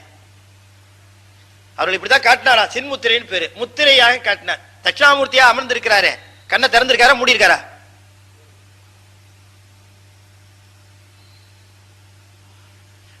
ரொம்ப நாளா கவனிக்கல சார், அடுத்த தடவை போனா பார்த்துட்டு வரோம் நாங்க. தட்சிணாமூர்த்தியா அமர்ந்திருக்கிறார், ஓகே சரி. அவர் கண்ணை திறந்திருக்காரா மூடி இருக்காரா? அப்படின்னா மூடியபடி திறந்திருக்கார். எப்படி? மூடியபடி திறந்திருக்கார். மூடியபடி திறந்திருக்கார். ஏன் சார் இப்பதான் கொஞ்சம் தெளிவா இருந்தது போல இருக்கு, அதிகம் திரும்ப குழப்புறீங்களே நீங்க. சொல்லாமல் சொன்னவரை நினையாமல் நினைந்து நேரல. அப்படிதான் மூடி எப்படி அமர்ந்திருக்காருன்னா, நாமெல்லாம் போய் தட்சிணாமூர்த்தியை பார்க்கும்போது என்ன பண்றோம்? நின்றுட்டு கும்பிடுறோமா இல்லையா? நமக்கு மூடி இருக்கும். ஜலகாதி முனிவர்கள் கீழே உட்கார்ந்து இருக்காங்க இல்லையா, உட்கார்ந்து பார்க்கிறவங்களுக்கு திறந்திருக்கும் கண்ணு.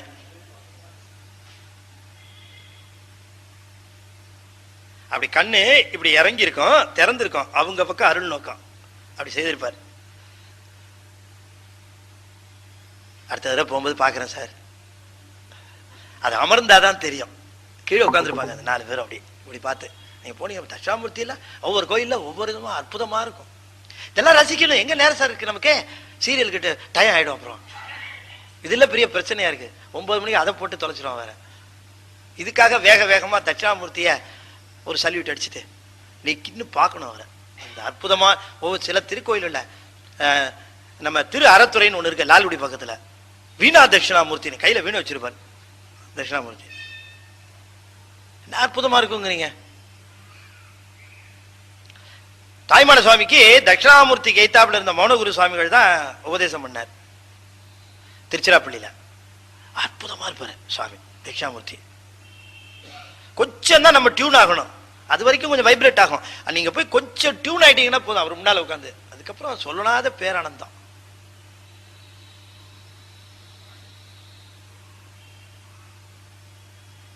இப்படி காட்டினாராம், அப்படி காட்டி இப்படி, அதாவது என்னாச்சு, மொழியால தொடர்பு கொள்ளாம உணர்வால தொடர்பு. அப்படி இது எல்லாருக்கும் தெரியும், பல முறை நீங்க பல இடங்கள்ல கேட்டிருப்பீங்க. இது பதி, இது இதுக்கு என்ன பேர்? இந்த விரலுக்கு ஒரு பேர் இருக்க, ஆள் காட்டி விரல். ஆள் காட்டி விரலாம். ஏன் கழுதையை காட்டாத, குதிரையை காட்டாத, இது காட்டும். அப்புறம் என்ன ஆள் காட்டி? ஆள்னா ஆன்மான்னு அர்த்தம், ஆன்மாவை குறிக்கும் விரல்னு அர்த்தம். அதுக்கு ஆள்னா ஆன்மா, பசு. இது பதி, இது பசு. அப்புறம் ஒரு 3 பேர் இருக்கிறாங்க. ஒருத்தர் உயரமா இருக்கார், பக்கத்தில் ஒருத்தர் இருக்கார், இங்க இருக்கார். இந்த உயரமா இருக்கவர் சொன்ன போன தடவைய நானு 3 இடங்கள்ல சொல்லிட்டு இருக்கேன் திருமந்திரம்.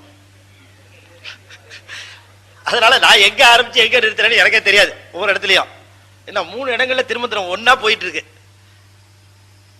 அதனால கேட்டுக்கிட்டேன், சொன்னதுன்னா இன்னொரு போயிடலாம், அடுத்தது போயிடலாம். இன்னும் பெருசா இருக்கு முதல் பாட்டு.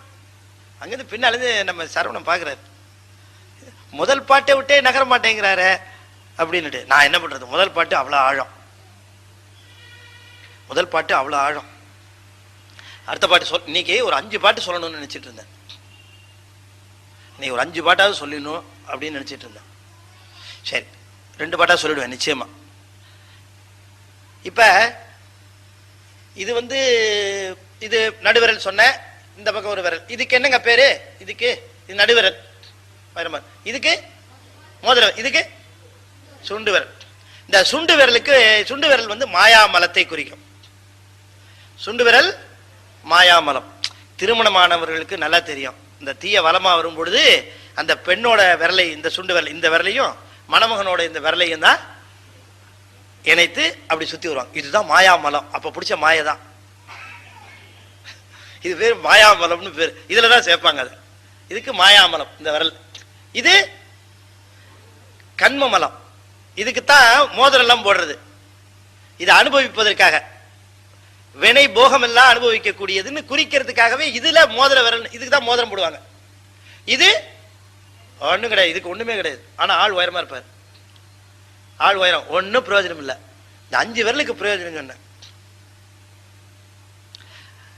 சுண்ணாம்பு தீட்ட, இந்த விரல் சுண்ணாம்பு தீட்ட, ஆள் காட்ட,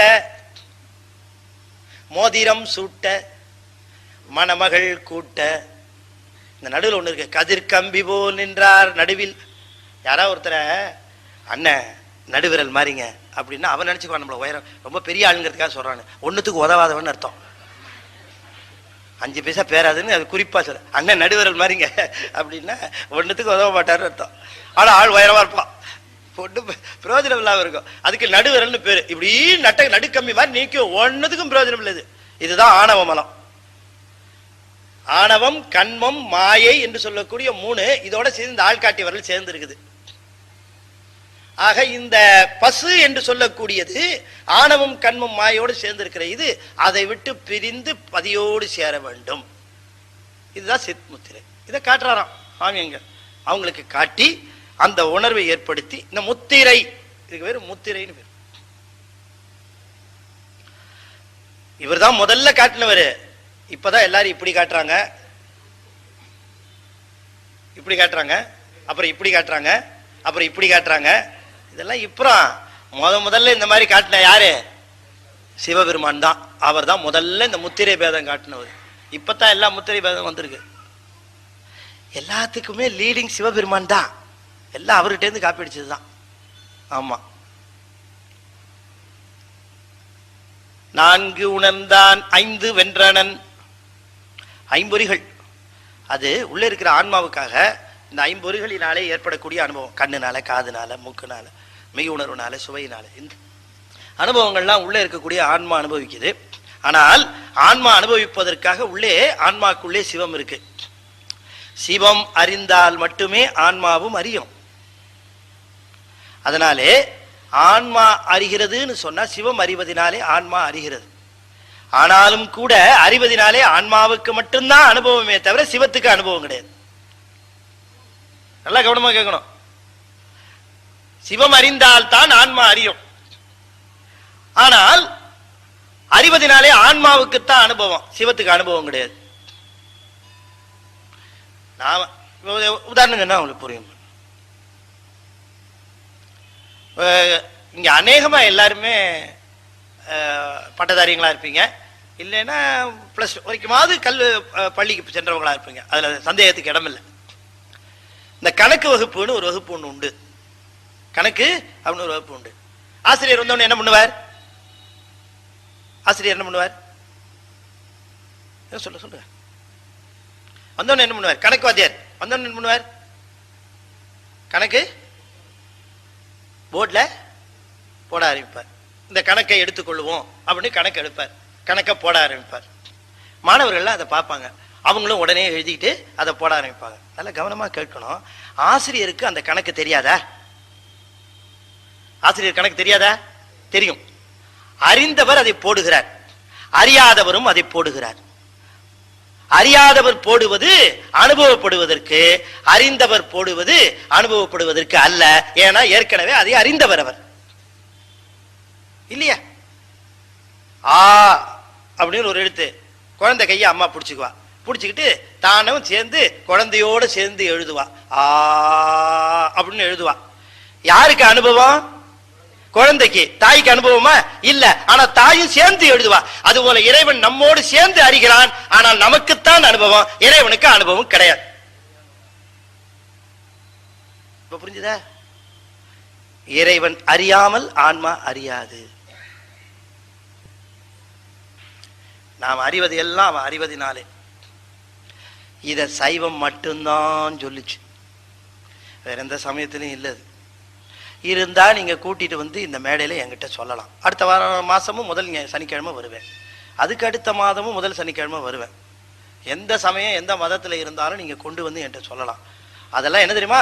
ஆங்கிறத காட்டுகிற உதவியை செய்கிறவன் இறைவன் என்று மட்டும்தான் சொல்லுமே தவிர கூடவே எழுதுகிற உதவியை செய்கிறவன் என்கிற அந்த செய்தியை சொல்லாது. இன்னும் சொல்ல போனா காட்டும் உபகாரம் செய்வன் இறைவன் என்றுதான் எல்லா மதங்களும் சொன்னது. சைவம் மட்டும்தான் காட்டும் உபகாரத்தோடு காணும் உபகாரமும் செய்கின்றவன் என்று சொன்னது சைவம் மட்டுமே. இது என்ன நான் பின்னால தெளிவா விளக்குறேன், இந்த அளவுல தெரிஞ்சுக்குவோம். இப்ப நீங்க காணும் உபகாரம்னா என்ன அப்படின்னு சொன்னா, தாய் கையை பிடிச்சி குழந்தைய ஆனா எழுத வைக்கிறதுன்னு தெரிஞ்சுக்கிட்டீங்கன்னா போதும். இப்படி 5 வென்றனன். இந்த உடம்புக்குள்ளேயே சிவம் இருந்தாலும் ஆனாலும் இந்த 5 கருவிகளினாலும் பெறக்கூடியவற்றுக்கு சிவத்தினாலே அனுபவம் கிடையாது. நீ மாம்பழம் சாப்பிட்டேன்னா சிவம் மாம்பழம் சாப்பிட்ட அனுபவம் பெறாது. 6 விரிந்தனன். சொல்லுலகம் பொருளுலகமாக இந்த உலகத்தை விரித்து வச்சிருக்கிறான் சுவாமி. சொல்லு மந்திரம் பதம் வண்ணம், புவனம் தத்துவம் கலை, அது பொருள் உலகம். எல்லாமே மந்திரம் பதம் வண்ணம், எழுத்து அப்புறம் சொற்கள் அப்புறம் மந்திரம். பொருள் உலகம் அது புவனம் தத்துவம் கலை. இப்படி 6ஆக இந்த உலகமானது விரித்து வைத்திருக்கிறான். 6 விரிந்தனன் 7 உம்பர் சென்றனன். 7 உலகங்களுக்கு மேலாக இருக்கிறான். தான் இருந்தான் உணர்ந்து 8 தான் இருந்தான். தான் இருந்தான்ங்கிறத தானேயா இருந்து எல்லாத்தையும் செய்தும் கூட தான் எந்தவித மாற்றமும் இல்லாமல் அப்படியே இருக்கிறது தான் சிவம். எல்லாம் செய்யும், ஆனா தனக்கு எந்த விதமான விகாரமோ தனக்கு எந்த விதமான மாற்றமோ ஏற்படாமல் அப்படியே இருக்கிறவன் சிவம். அதான் தானேயா இருந்தான், தான் இருந்தான். இதையெல்லாம் உணர்ந்து 8 புடி அவனை போயினார். என்ன அலங்காரத்துக்காக 8ன்னு சொன்னார், ஆனா அதனுடைய பொருள் என்னன்னா உணர்ந்து 8 அவனை போய் பிடி அப்படின்னார். 8 வாயாக அடைவாயாக அப்படின்னு சொன்னார். இதான் முதல் பாட்டா சொன்னார். இந்த பாயிரத்துல 31 பாட்டு சொல்லியிருக்கார். 31 பாட்டிலையும் 31 செய்தி சொல்லுகிறார். மிக மிக முக்கியமான செய்திகளை சொல்லுகிறார். 31 பாட்டையும் பார்த்தா அப்புறம் நம்ம இந்த ஒரு 31 வாரம் இதுக்கே போயிடும், 31 மாசம் இதுக்கே போயிடும். 31 மாசங்கிறது 2.5 வருஷம். நான் பாயிரத்திலேயே 2.5 வருஷம் நிற்பேன். 3000 தமிழ் செஞ்சிருக்க. பாயிரத்தில் முக்கியமாக ஒரு 5-6 பாட்டு பார்ப்போம். அப்புறம் நூலுக்குள்ள போவோம். பின்னை நின்றென்ன பிறவி பெறுவது முன்னே நன்றாக முயல் தவம் செய்திலர் என்னை நன்றாக இறைவன் படைத்தனன் தன்னை நன்றாக தமிழ் செய்யுமாறே அப்படிங்கிறார். பின்னை நின்றென்ன பிறவி பெறுவது முன்னை நன்றாக முயல் தவம் செய்திலர். நல்ல தவம் முன்ன பிறவிகளில் செய்திருந்தால் மட்டுமே இப்பொழுது நல்ல பிறவி எய்த முடியும். அதை நீங்க நல்லா தெரிஞ்சுக்கங்க அப்படிங்கிற. நீங்க நல்லா தெரிஞ்சுக்கங்க. நல்ல தவத்தை செய்திருந்தால் மட்டுமே நல்ல பிறவி வந்து சேரும்.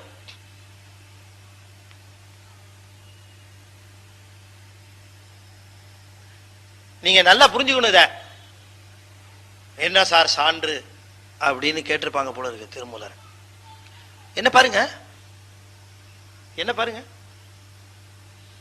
நான் வந்து சிவனை பற்றிய ஆகம நூல் துணிவுகள் எல்லாவற்றையும் ஒன்றாக ஒன்று சேர்த்து ஒரு 3000 பாட்டை பாடுற திருமந்திரத்தை செய்யக்கூடிய அளவுக்கு ஒரு தகுதி வரணும்னா இந்த பிறவில இந்த தவத்தை எனக்கு கொடுத்திருக்கிறான்னா முந்தைய பிறவில இதை பெறுவதற்கு மிகுந்த தவத்தை செய்திருக்கிறேன்னு தானே அர்த்தம். அப்படின்னா என்ன சொல்றாரு, முந்தைய பிறவியில தவம் செய்தவர்கள் மட்டும்தான் இந்த இந்த இந்த இந்த பிறவியில திருமந்திரத்தை வந்து உட்கார்ந்து கேட்பாங்க. அப்படி கேட்கிறவர்கள் எல்லாம் தவம் செய்தவர்கள். அப்ப தவம் செய்தவர்களுக்கு மட்டுமே வாய்க்கக்கூடியது திருமந்திரத்தை கேட்கக்கூடிய வாய்ப்பு. அப்ப நீங்க எல்லாம் ரொம்ப தவம் செய்தவர்கள். முன்னை நின்றென்ன பிறவி பெறுவது பின்னை பின்னை அந்த பிறப்பு நல்லா வரணும்னா தவம் செஞ்சிருக்கணும். என்னை நன்றாக இறைவன் படைத்தனர்.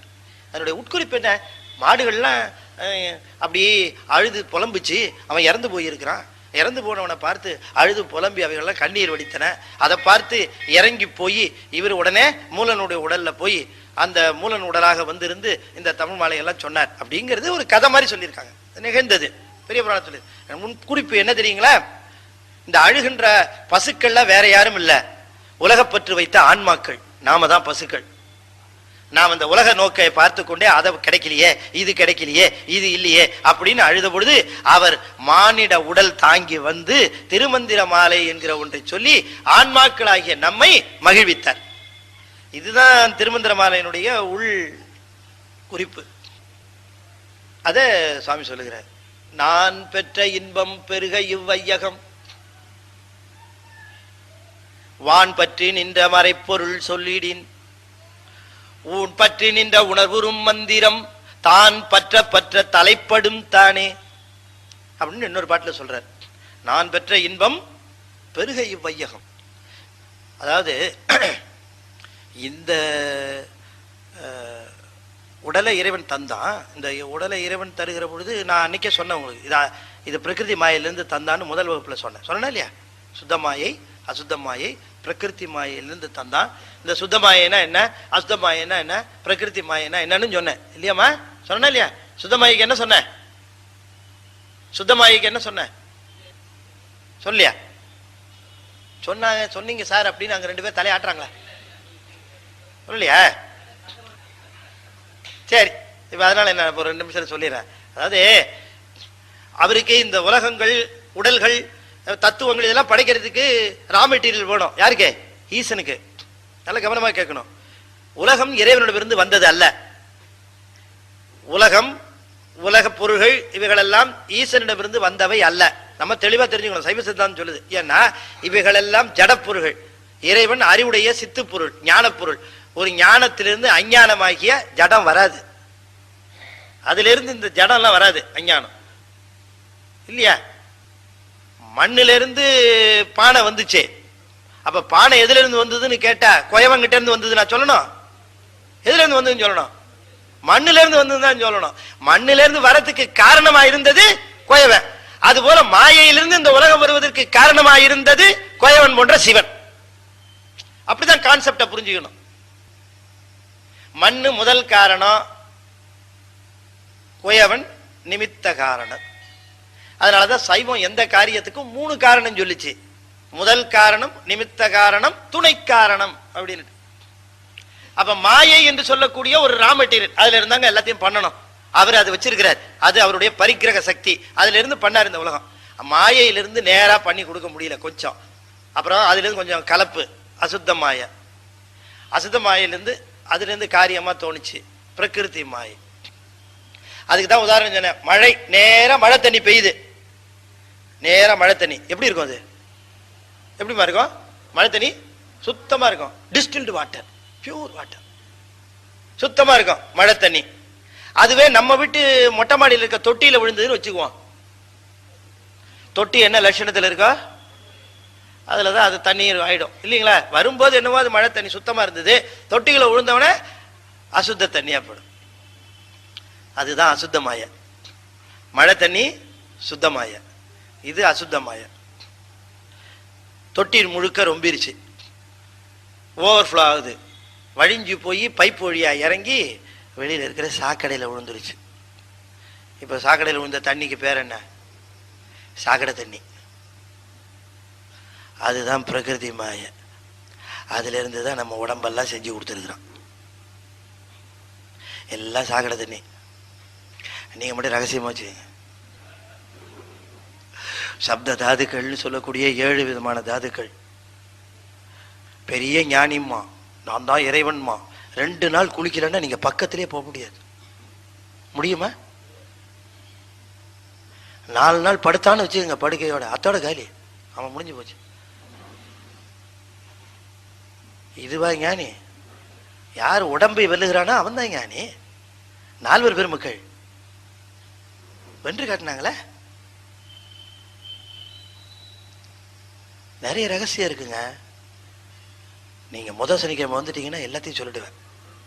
மாசத்துல கொஞ்சம் கொஞ்சமா சொல்லுவேன். எல்லாத்தையும் ஒரே நாள் சொன்னா டோஸ் அதிகமா போகும்.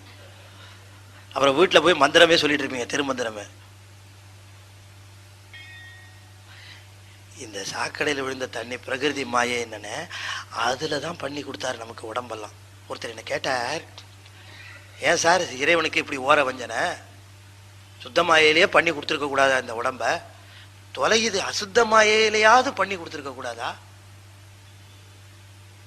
இப்படி ஏன் சார் போய் இந்த மாதிரி சாக்கடை தண்ணி மாதிரி இருக்கக்கூடிய பிரகிருதி மாயை அதுல பண்ணி கொடுத்தாருங்கிறீங்களே, கடவுள் ஏன் இப்படி பண்ணார் ஓர வஞ்சனை? நமக்கு சுத்தமா பண்ணி கொடுக்க. கடவுளுக்காக ஓர வஞ்சனை? அவர் கருணையின் வடிவமானவர். இந்த உடம்பை எதுக்கு கொடுத்தாரு அப்படின்னா நம்முடைய ஆசைகளை எல்லாம் தீர்த்து கொள்வதற்காக, நிறைவேற்றி கொள்வதற்காக கொடுத்தது. நம்முடைய ஆசை லெவல் சாக்கடை லெவல்ல இருக்குது. அதனால அதை நிறைவேற்றுனா சாக்கடை லெவல்ல உடம்பு கொடுத்தா தான் முடியும். நம்முடைய ஆசை உயர்ந்த நிலையில இருக்குமானால் சுத்த மாயையில உடம்பு கொடுத்திருப்பார். அப்படிதான் ஞானிகளுக்கு கொடுத்தார். அவங்களுக்கு எல்லாம் சுத்த மாயையா சுத்த தேகமா ஏன் போகுதுன்னா எலிவேட்டட் டிசையர்ஸ், உயர்ந்த ஆசைகள் கொள்ளு. சிவனை அனுபவிக்கணும்னு நினைக்கிற பொழுது கோல் தேன் கொண்டு செய்தனன் அப்படிங்கிறாரே மணிவாசகர். இந்த உடம்பு முழுக்க தேன் பண்ணிட்டான்றாரு யாரு? மணிவாசகர். ஏன்? ஆசை அது அனுபவிக்கணும் போகிற பொழுது சுத்த தேகம் ஆயிடுது, பசுகரணங்கள்லாம் பதிகரணம் ஆகுது. எப்ப நீங்க என்னென்னலாம் அனுபவிக்கணும்னு நினைக்கிறீங்களோ அதுக்கு தகுந்த மாதிரி தான் உடம்பு கொடுக்க முடியும். நீங்க என்ன சாப்பிடணும்னு விரும்புறீங்களோ அதுக்கு தகுந்த ஹோட்டலுக்கு தான் உங்களை கூட்டிட்டு போக முடியும். இப்ப உங்களுக்கு புரிஞ்சிருக்குன்னு நினைக்கிறேன். கடவுளா கருணை இல்லாதவன். ஆக அதனால இப்படி வந்து சேர்ந்தது. நம்முடைய விருப்ப வெறுப்புகள்லாம் அந்த மாதிரி போச்சுன்னா உயர்ந்ததுன்னா நல்லதே. அப்ப இந்த மாதிரி ஒரு உடம்பு கொடுத்தவனே நமக்கு என்ன சார் சுத்தத்தோட தொடர்பே இல்லையா, எல்லாமே இப்படியான்னு கேட்டா அதுல பாருங்க ஒரு நுணுக்கமா ஒண்ணு கொடுத்தார். கருணையின் வடிவமானவர். அவர் என்ன பண்ணார், எல்லாமே இப்படி மோசமான நிலையில இருக்கக்கூடிய ஒருவனுக்கு ரொம்ப சுத்தமான ஒன்னே ஒண்ணு கொடுத்து அதை பிடிச்சிட்டு வரானா பார்க்கலாம், அது ஒன்னாவது கொடுப்போன்னு ஒண்ணு கொடுத்துருக்கார். ஒன்னே ஒண்ணு சுத்த மாயையில பண்ணி கொடுத்துருக்கார். அது ஒண்ணுதான் நம்மகிட்ட சுத்த மாயையில இருக்கிற சமாச்சாரம். மித்ததெல்லாம் பிரகிருதி மாயை. பிரகிருதி மாயன்னு பேரு கேட்டவனே ஏதோ ரொம்ப பெரிய ஆள் போல இருக்குன்னு நினைச்சோம். அசுத்த மாயை விட கேவலமான சாக்கடை தண்ணி. அது ரொம்ப கேவலமா இருக்குட்டு நம்ம ஆளுக்கு என்ன பண்ணாங்க, பிரகிருதி மாயை அப்படின்ட்டாங்க. ஓ ஏதோ சார் பெரிய சமாச்சாரமா இருக்கும் போல இருக்குது அப்படின்ட்டு. அசுத்தத்தை விட கீழே. இன்னொன்னு என்ன தெரியுங்களா, நான் ரொம்ப பாருங்க ரொம்ப இதா தெளிவா சொல்லியிருக்கேன் உதாரணத்தை. அதாவது மழை தண்ணின்னு சொன்னேன், அது வந்து தொட்டி தண்ணின்னு சொன்னேன். நல்ல கவனம். தொட்டி தண்ணி போய் சாக்கடையில் விழுந்ததுன்னு, மழை தண்ணி சாக்கடையில் விழுந்ததுன்னு சொல்ல. அப்ப இந்த பிரகிருதி மாயைங்கிறது அசுத்த மாயையிலிருந்து விளைஞ்சது. நேரம் சுத்தமாயிலிருந்து வரல. அதனாலதான் உதாரணத்தை அப்படி சொன்னேன். நான் உதாரணம் சொல்லும்போது கொஞ்சம் கவனமா நீங்க கேட்டு குறிச்சுக்கணும். அப்பதான் இதனுடைய சித்தாந்த தொடர்பு சரியா வரும். சித்தாந்தம் எல்லாம் ஒண்ணும் இல்லைங்க, பேரு தான் சித்தாந்தம். சைவ நமக்கு சிவத்துக்கு இருக்கிற தொடர்பு தானே அது. அதுக்கு வேற வேற பேரு வச்ச உடனே அதுக்கு என்னென்னவோ பேரு, அவ்வளவுதானே தவிர நமக்கு சிவத்துக்கு இருக்கிற தொடர்பு ஏற்பட்டு போச்சுன்னு வச்சுங்க, இதெல்லாம் ஒண்ணுமே இல்லை. ஒரு வார்த்தைகள், சொற்கள், பதம், இதம் எல்லாமே கடந்து போயிடும். எல்லாத்தையும் கடந்த நிலையில அனுபவிக்க வேண்டிய பொருள் அது இல்லையா? முதல்ல சைக்கிள் கத்துக்கிற பொழுது பாத்தீங்கன்னா சைக்கிளை எடுத்துக்கிட்டு இப்படி தேடிக்கிட்டே போவான். என்னன்னு பார்த்தீங்கன்னா ஏதாவது ஒரு பாறாங்கல், படிக்கட்டு ஏதாவது இருக்காங்க. ஏன்னா அது மேலே ஏறி உட்கார்ந்தா தான் சைக்கிள்லயே ஏற முடியும். இதான் ஆரம்ப ஸ்டேஜ் இல்லையா? அப்படித்தானே இருக்கும். அப்புறமா இறங்குறதுக்கு பாத்தீங்கன்னா உடனே நினைச்ச இடத்துல அவன் இறங்க மாட்டான். உயரமா திட்டு எங்கேயாவது கிடைக்குதான்னு பார்ப்பான். ஏன்னா அங்கதான் காலை வச்சே நிக்க முடியும் அவனால. இதான் ஆரம்ப நிலை. 6 மாசம் கழிச்சா ஆள் எப்படி தெரியுமா போவான்? 2 சைக்கிள் இருக்கு, அந்த 2 ஹேண்ட் பாரியை விட்டுட்டு இப்படி கையை வச்சுட்டே போவார் சைக்கிள்லயே. வித்தை அவ்வளவுதான். ஆரம்பத்துல சைவ சித்தாந்தம் இப்படி இருக்கும். அப்புறமா பழகுனதுக்கு அப்புறம் பாத்தீங்கன்னா சிவத்தோட கொண்டு போய் அது சேர்க்கிற விதத்தை பார்க்கிற பொழுது பேரானந்தமா விளையும். சிவங்கிறது அறியப்படுகின்ற பொருள் அல்ல, நல்லா தெரிஞ்சுங்க, உணரப்படுகின்ற பொருள். சிவத்தை அறிய முயலாதீர்கள், சிவத்தை உணரவும் அனுபவிக்கவும் முயலுங்கள். அது சொல்ற நெறிதான் சைவ சித்தாந்தம். சிவம் இன்னது அப்படின்னு காட்டுவதல்ல சைவ சித்தாந்தம். சிவம் இத்தகையது என்று அனுபவிக்க வைப்பதுதான் சைவ சித்தாந்தம். அறிவது நமக்கு வேலை இல்லை. அதை 2 பேர் செஞ்சு தோத்தான். யாரு? 2 பேர் இதை செஞ்சு தோத்தாங்க. யாருங்க? பிரம்மாவும் விஷ்ணுவும். அறிவதற்காக முயன்றார்கள், தோத்தார்கள். அறிவதனாலே அவனை அடைய முடியாது, அன்பினாலேயே தான் அடையும். அப்ப அவர்கள் உணரணும்.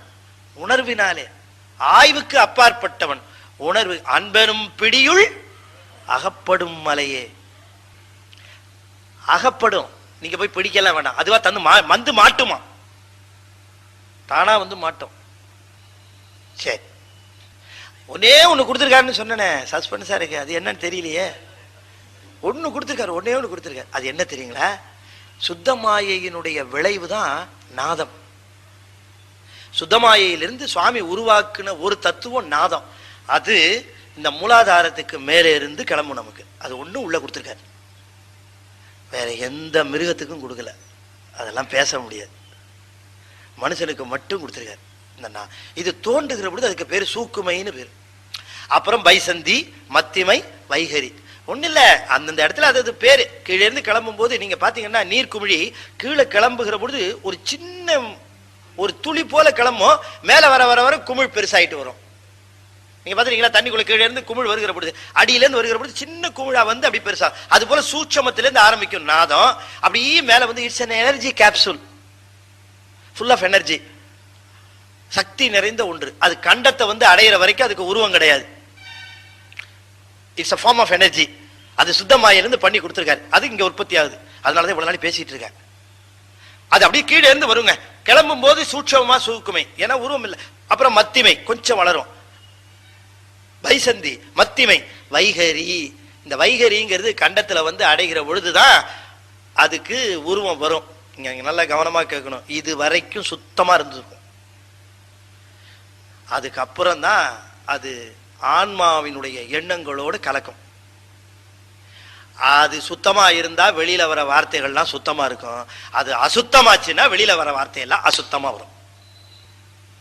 ஆக இந்த இடத்துல வந்து வைகரி, தூல வைகரி, முதல்ல சூட்சம் வைகரி, அப்புறம் தூல வைகரி, 2ஆ பிரியும். 4 அடிப்படையா வச்சுங்களேன். இந்த இடத்துல வருகிற பொழுது, கண்டத்துல வருகிற பொழுது கருத்தோட கலக்கும். அப்ப அது இறைவனுடைய நினைவோடு கலக்குமானால் ஊன் பற்றி நின்ற உணர்வுறும் மந்திரம் சுவாமி சொல்றார். இறைவன் என்ன செய்திருக்கிறான்?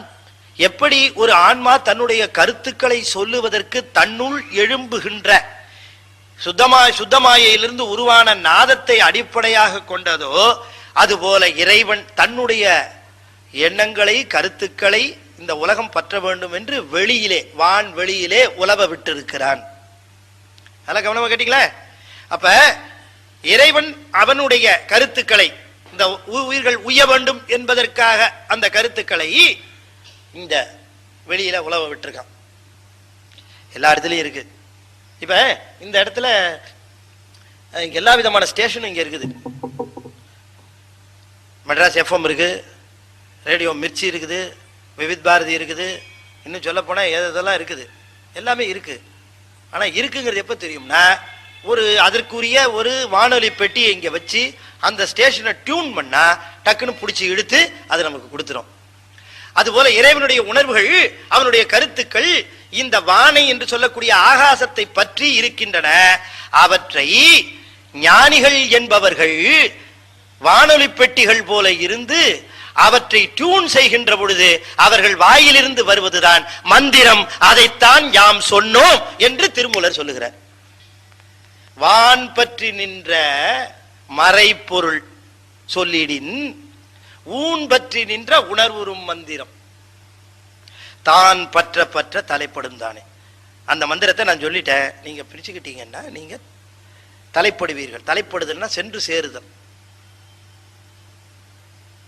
தலைப்பட்டால் நங்கை தானே அப்படின்னார் அப்பர் சுவாமியும். அது போல சென்று சேர்வீர்கள் சிவத்திடம் அப்படின்னார். இன்னும் ஒரே ஒரு பாட்டு சொல்லிடுறேன். அங்கி மிகாமை வைத்தான் உடல் வைத்தான். 3000 பாட்டு போதுமா? 3000 பாட்டு தானா போதுமா? 3000 லட்ச கிரந்தம் கோடி கிரந்தம் என்றெல்லாம் சொல்லுகிறார்களே, நீங்க ஆகமத்தை 3000 பாட்டுல சொன்னேன்னு சொல்லுகிறீர்களே, 3000 போதுமா அப்படின்னதுக்கு ஒரு பாட்டு சொல்றேன். அங்கி மிகாமை வைத்தான் உடல் வைத்தான், எங்கும் மிகாமை வைத்தான் உலகேழையும், தங்கி மிகாமை வைத்தான் தமிழ் சாத்திரம், பொங்கி மிகாமை வைத்தான் பொருள் தானே. என்ன அற்புதமான கருத்து தெரியுங்களா இது? அங்கி மிகாமை வைத்தான் உடல் வைத்தான். இந்த உடம்ப வச்சான், உள்ள நெருப்பு வச்சிருக்கிறான். என்ன வச்சிருக்கிறானா? உடம்புக்குள்ள நெருப்பு வச்சிருக்கிறான். ஆமா, ஒரு நெருப்பு இங்க இருக்குது, மூலாக்கினி உள்ள தக தக தக தக தகன்னு எரிஞ்சுக்கிட்டே இருக்கு. நெருப்பு எரிஞ்சுக்கிட்டே இருக்கு. எதை போட்டாலும் பஸ்பம் ஆகுது உள்ள. இட்லியை போட்டாலும் சரி, பூரியை போட்டாலும் சரி, பரோட்டாவை போட்டாலும் சரி, பொசுக்கு பொசுக்கு போயிடுது, பஸ்பம் ஆகுது. அப்புறமே எரிஞ்சுக்கிட்டு இருக்கு. அடுத்த வேளையில உள்ள எதையோ தள்ளுறோம், அதிகம் பஸ்பம் ஆகுது. இப்படி எவையாம உள்ள எரிஞ்சுக்கிட்டே இருக்கியா. இந்த அங்கி நெருப்பு ஒண்ணு வச்சிருக்காரு உள்ள, பஸ்பம் பண்றதுக்குன்னே உள்ள ஒரு அடுப்பு வச்சிருக்காரு இல்லையா, எரிஞ்சுக்கிட்டே இருக்குல்ல. கொஞ்சம் விழுந்துட்டா தொட்டு பாக்குறேன்னு, சூடு இருக்கா பாருங்க சாருங்க, சூடு இருக்கா பாருங்க சார். சூடு எதனால அந்த சூடு வருது? உள்ள வச்சிருக்க நெருப்புனால. அந்த நெருப்பை ரொம்ப கணக்கு பண்ணி வச்சிருக்கிறானா, கொஞ்சம் கூடிச்சுன்னா எரிஞ்சு போயிருவானா ஆளு. அங்கி மிகாமை வைத்தான் உடல் வைத்தான். சிவன் உடலை வச்சாயா, கீழே வச்சிருக்கிறான் பாரு நெருப்பு, அதை கொஞ்சம் கூட வச்சான்னா வெளியிலையும் வச்சிருவான் நெருப்ப இல்லையா. தகனா 1000 எவ்வளவு கணக்கு பண்ணி மிகச்சரியா அந்த உடம்புக்கு எவ்வளவு தேவையோ அவ்வளவு. அது போலவே அண்டங்கள் எவ்வளவு வேணாலும் இருக்கலாம், அதுல உயிரினங்கள் எவ்வளவு உலகங்கள்ல வாழ முடியும்னு கணக்கு வச்சு ஒரு 7 உலகத்தை தான் வச்சிருக்கிறான். கணக்கு பண்ணி சொல்றாரு. அதுக்கப்புறம் உலகம் கிடையாது, உயிரினம் வாழ்வற்ற உலகங்கள் கிடையாதுங்கிறாரு. எங்கும் மிகாமை வைத்தான் உலகேழையும், தங்கி மிகாமை வைத்தான் தமிழ் சாத்திரம். தமிழ் சாத்திரங்களையும் மிகாமல் எவ்வளவு வேணுமோ அவ்வளவு மட்டுமே வைத்திருக்கிறானா சிவபெருமான். அது சொன்னார். தங்கி மிகாமை வைத்தான். அவர் காலத்தில் இருந்த நூல்கள் தொல்காப்பியம், திருமூலர் காலத்தில் ஆய்வாளர்கள் சொல்ல தொல்காப்பியம், திருக்குறள், நல்ல கவனமாக கேட்கணும், 10 பாட்டு, 8 தொகை, திருவாசகம், திருக்கோவையார். இப்ப ஆய்வாளர்கள் சொல்லுவது திருமந்திரத்துக்கு முந்தையதுதான் திருவாசகம். எப்படி அப்படின்னு கேட்டா, திருவாசகத்துல திருவிடைமருதூர் பற்றி வரும், இடைமருதூர், திருவாவடுதுறையை பத்தி ஒண்ணு வராது. நீங்க திருவாசகம் முழுமையை பார்த்தீங்கன்னா திருவிடைமருதூர் பற்றி பேசுவார், திருவாவடுதுறை பத்தி செய்தி வராது. ஆனா அந்த திருவாவடுதுறைய திருமூலர் நவகோடி சித்தர்புரம் என்றெல்லாம் பாராட்டி பேசுகிறார். அப்ப திருமூலர் காலத்துல திருவாவடுதுறையும் திருவிடை மருதூரும் இருந்தது. ஆனா மாணிக்கவாசகர் காலத்துல திருவிடை மருதூர் மட்டும்தான் புகழ்பெற்று இருந்தது. அப்படின்னா மணிவாசகர் காலத்திற்கு பின்னால்தான் திருமூலரே. எனவே திருவாசகத்திற்கு பிறகுதான் திருமந்திரமே என்பது ஆய்வாளர்களுடைய முடிவு. காலத்தால திருவாசகம் திருமந்திரத்துக்கு முன்னாடி தான். அதனாலதான் சொல்லுகிறார் சில நூல்கள் அது போதுன்னு நினைக்கிறான் சிவபெருமான். அந்த சில நூல்கள், அந்த தமிழ் சாத்திரம் சில நூல்கள் இருந்தா போதும். அது எல்லா, அதனால நான் 3000 தான் பாடி இருக்கேன்னு எல்லா ஆகம கருத்து இருக்குமோ நினைக்காதீங்க. 3000 பாடல்கள்ல அத்தனை ஆகம கருத்துக்களும் உண்டு அப்படிங்கிறார். தங்கி மிகாமை வைத்தான் தமிழ் சாத்திரம், பொங்கி மிகாமை வைத்தான் பொருள். அதுக்கப்புறம் சொன்னார் பாருங்க, அப்படி இந்த தமிழ் சாத்திரம் வச்சாலும் அந்த சாத்திர பாடல்கள்ல, அந்த பாடல்கள்ல எல்லாம் பொருளை யார் யார் படிக்கிறாங்களோ அவங்கவுங்க பக்குவத்துக்கு தகுந்தாற் போல புரிந்து கொள்ளும்படியாகத்தான் பொருள் வைத்தான் என்று சொல்லுகிறார். அப்ப மிகுந்த பக்குவம் உடையவர்களுக்கு அந்த பக்குவமான பொருள் தெரியும், பக்குவம் இல்லாமல் குறைந்த பக்குவம் உள்ளவர்களுக்கு குறைந்த பொருளே அது தெரியும். இதுதான் அந்த தமிழ் சாத்திரத்தினுடைய மதிப்பு. அதை சொல்லுகிறார். தமிழ் சாத்திரம் கொஞ்சமா இருந்தாலும் மிஞ்ச முடியாத அளவிலே அது விளங்குகிறது. அதனுடைய பொருள் யாருக்கு என்ன பக்குவமோ அந்த பக்குவத்திற்கு தகுந்தாற் போல பொருள் தரும். கடலிலே எவ்வளவு ஆழம் ஒருவன் முழுகுகிறானோ ஆழத்திற்கு தகுந்தவாறு அவனுக்கு அமிழ்கின்ற பொருள் கிடைக்கும். ரொம்ப ஆழமா போறவனுக்கு ரொம்ப சிறப்பா பொருள் கிடைக்கும். அது போலத்தான் இந்த தமிழ் பாடல் ஒன்று விட்டார். மேம்போக்கா பார்த்துட்டு போன மேம்போக்கா பொருள். இன்னொரு பாட்டு பார்க்கலாமா? போதுமா? மணி 8:35, ரொம்ப தொலைவில் இருந்துலாம் வந்திருப்பீங்க. சரி, ஒரு பாட்டு, இன்னும் 2 பாட்டு இருக்கு. பாயத்தில் 4 பாட்டு சொல்லிட்டேன், இன்னும் 2 பாட்டு இருக்கு. 2 பாட்டுல ஒரு பாட்டு பார்ப்போம். ஆரறிவார் எங்கள் அண்ணல் பெருமையை, ஆரறிவார் அவ் அகலமும் நீளமும், பேரறியாத பெருஞ்சுடரு ஒன்றதின் வேரறியாமை விளம்புகின்றனே. ஆரறிவார் எங்கள் அண்ணலின் பெருமையை, ஆரறிவார் இவ் அகலமும் நீளமும், பேர் அறியாத பெரும் சுடரு ஒன்றத்தின் வேரறியாமை விளம்புகின்றேனே. ஒருத்தர் சென்னையிலேயே எதுங்க ரொம்ப பெஸ்ட், ரொம்ப அற்புதமா பார்க்கக்கூடிய சமாச்சாரம் போன உடனேன்னாரு. அவருக்கு தெரிஞ்சவர் சொன்னார் எல்ஐசிங்க அப்படின்னாரு. அப்படியா? யாரு? அவர் மதுரைக்காரர், பக்கத்துல ஒரு எல்ஐசி. அப்படியா? 14 மாடி. அப்படியா? எப்படி சார் இருக்கும்? இருங்க, அவசரப்படாதீங்க, நான் உங்களுக்கு ஒரு போட்டோ தரேன் அப்படின்ட்டு நல்ல பெரிய போட்டோ ஒன்று எல்ஐசி எடுத்திருந்த ஒரு போட்டோ கிடைச்சது அவருக்கு பத்திரிகையில் வந்து. அதை தூக்கி அவர் கையில் கொடுத்துட்டார். பார்த்தார், ஆஹா பிரமாதமா இருக்கு. இவ்வளவு பெருசு இருக்குமா? ஆமா. 14 மாடியா? ஆமா. பார்த்து பார்த்து வியக்கிறார். சென்னைக்கு போனா இது அவசியம் பார்க்கணும் அப்படின்னு வச்சார். ஒரு நாள் சென்னைக்கு வந்துட்டார். வந்தவொடனே என்ன பண்ணுவார் அவரு? எல்ஐசி பார்ப்பாரு இல்லையா? நேரா வந்தார், எல்ஐசியை பார்த்தார். நிக்க வச்சு கட்டினாங்களா? கட்டினப்புறம் நிக்க வச்சாங்களா? இவ்வளவு உயரமா இருக்கேன் அப்படின்னு வியந்தார். பார்த்து அனுபவம், அதை பார்த்தோன்னு அவருக்கு வியப்பு. இப்ப நீங்க நல்ல கவனமா சொல்லணும். ஒரே ஒரு கேள்விதான் உங்களை கேட்க போறேன். முதல்ல அவரு அவங்க ஊர்ல போட்டோவில் பார்த்து வியந்தார், இப்ப நேர்ல பார்த்து வியக்கிறார். ரெண்டுக்கு என்ன வேறுபாடு? முதல்ல போட்டோவை பார்த்து வியந்தார், இப்ப நேர்ல பார்த்து வியக்கிறார். இப்ப நான் உங்களுக்கு இப்படி சொல்றேன். முதல்ல போட்டோவில் பார்த்து வியந்தார்.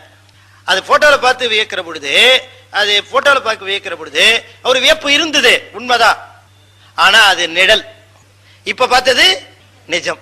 முதல்ல நிழலை பார்த்து வியந்தார், இப்ப எதை பார்த்து வியக்கிறார்? நிஜத்தை பார்த்து வியக்கிறார். நிழலுக்கு நிஜத்துக்கு என்ன டிஃபரன்ஸ்? நிழல் 2 டைமென்ஷன், லெங்த் அண்ட் பிரெத் மட்டும் உண்டு. நிஜத்துக்கு 3 dimension, length, breadth, depth, 3 dimension உண்டு இல்லையா? அப்ப நிழல் எல்லாம் 2 டைமென்ஷன், நிஜத்துக்கு 3 டைமென்ஷன். சிவபெருமான் ஒருவனுக்கு தான் 3 கண்ணு உண்டு, முக்கண் நோட்ட உடைய அவன் தான் 3 டைமென்ஷன். அவன் ஒருவன் தான் நிஜ கடவுள், மித்த எல்லா கடவுளும் நிழல் கடவுள் அப்படின்னார். எந்த தெய்வத்துக்கும் 3 கண்ணு கிடையாது. சிவன் ஒருவனுக்கு தான் 3 கண்ணு, மித்ததுக்கெல்லாம் 2 கண்ணு தான்.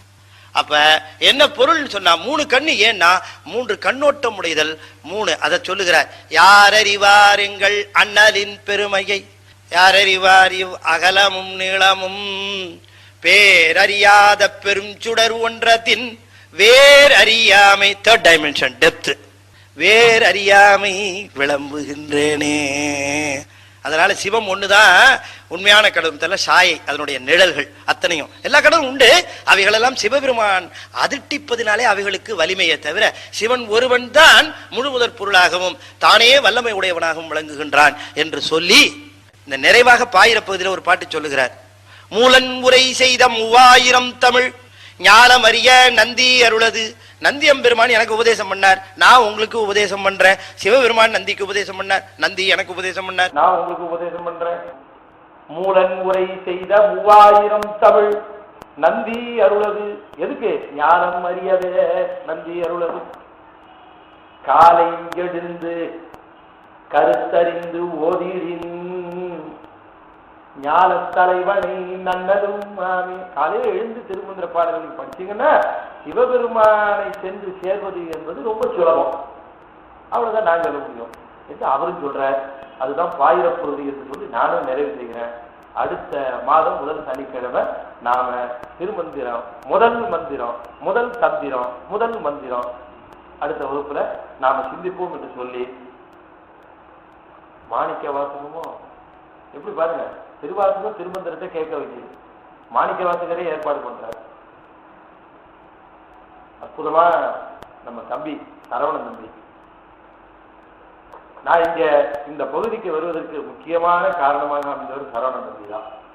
அவருடைய அன்பில பிணிக்க பெற்றுத்தான் அடியே இங்க வந்தேன். 2 நாளாக இந்த கோரிக்கை வச்சிருந்தார்.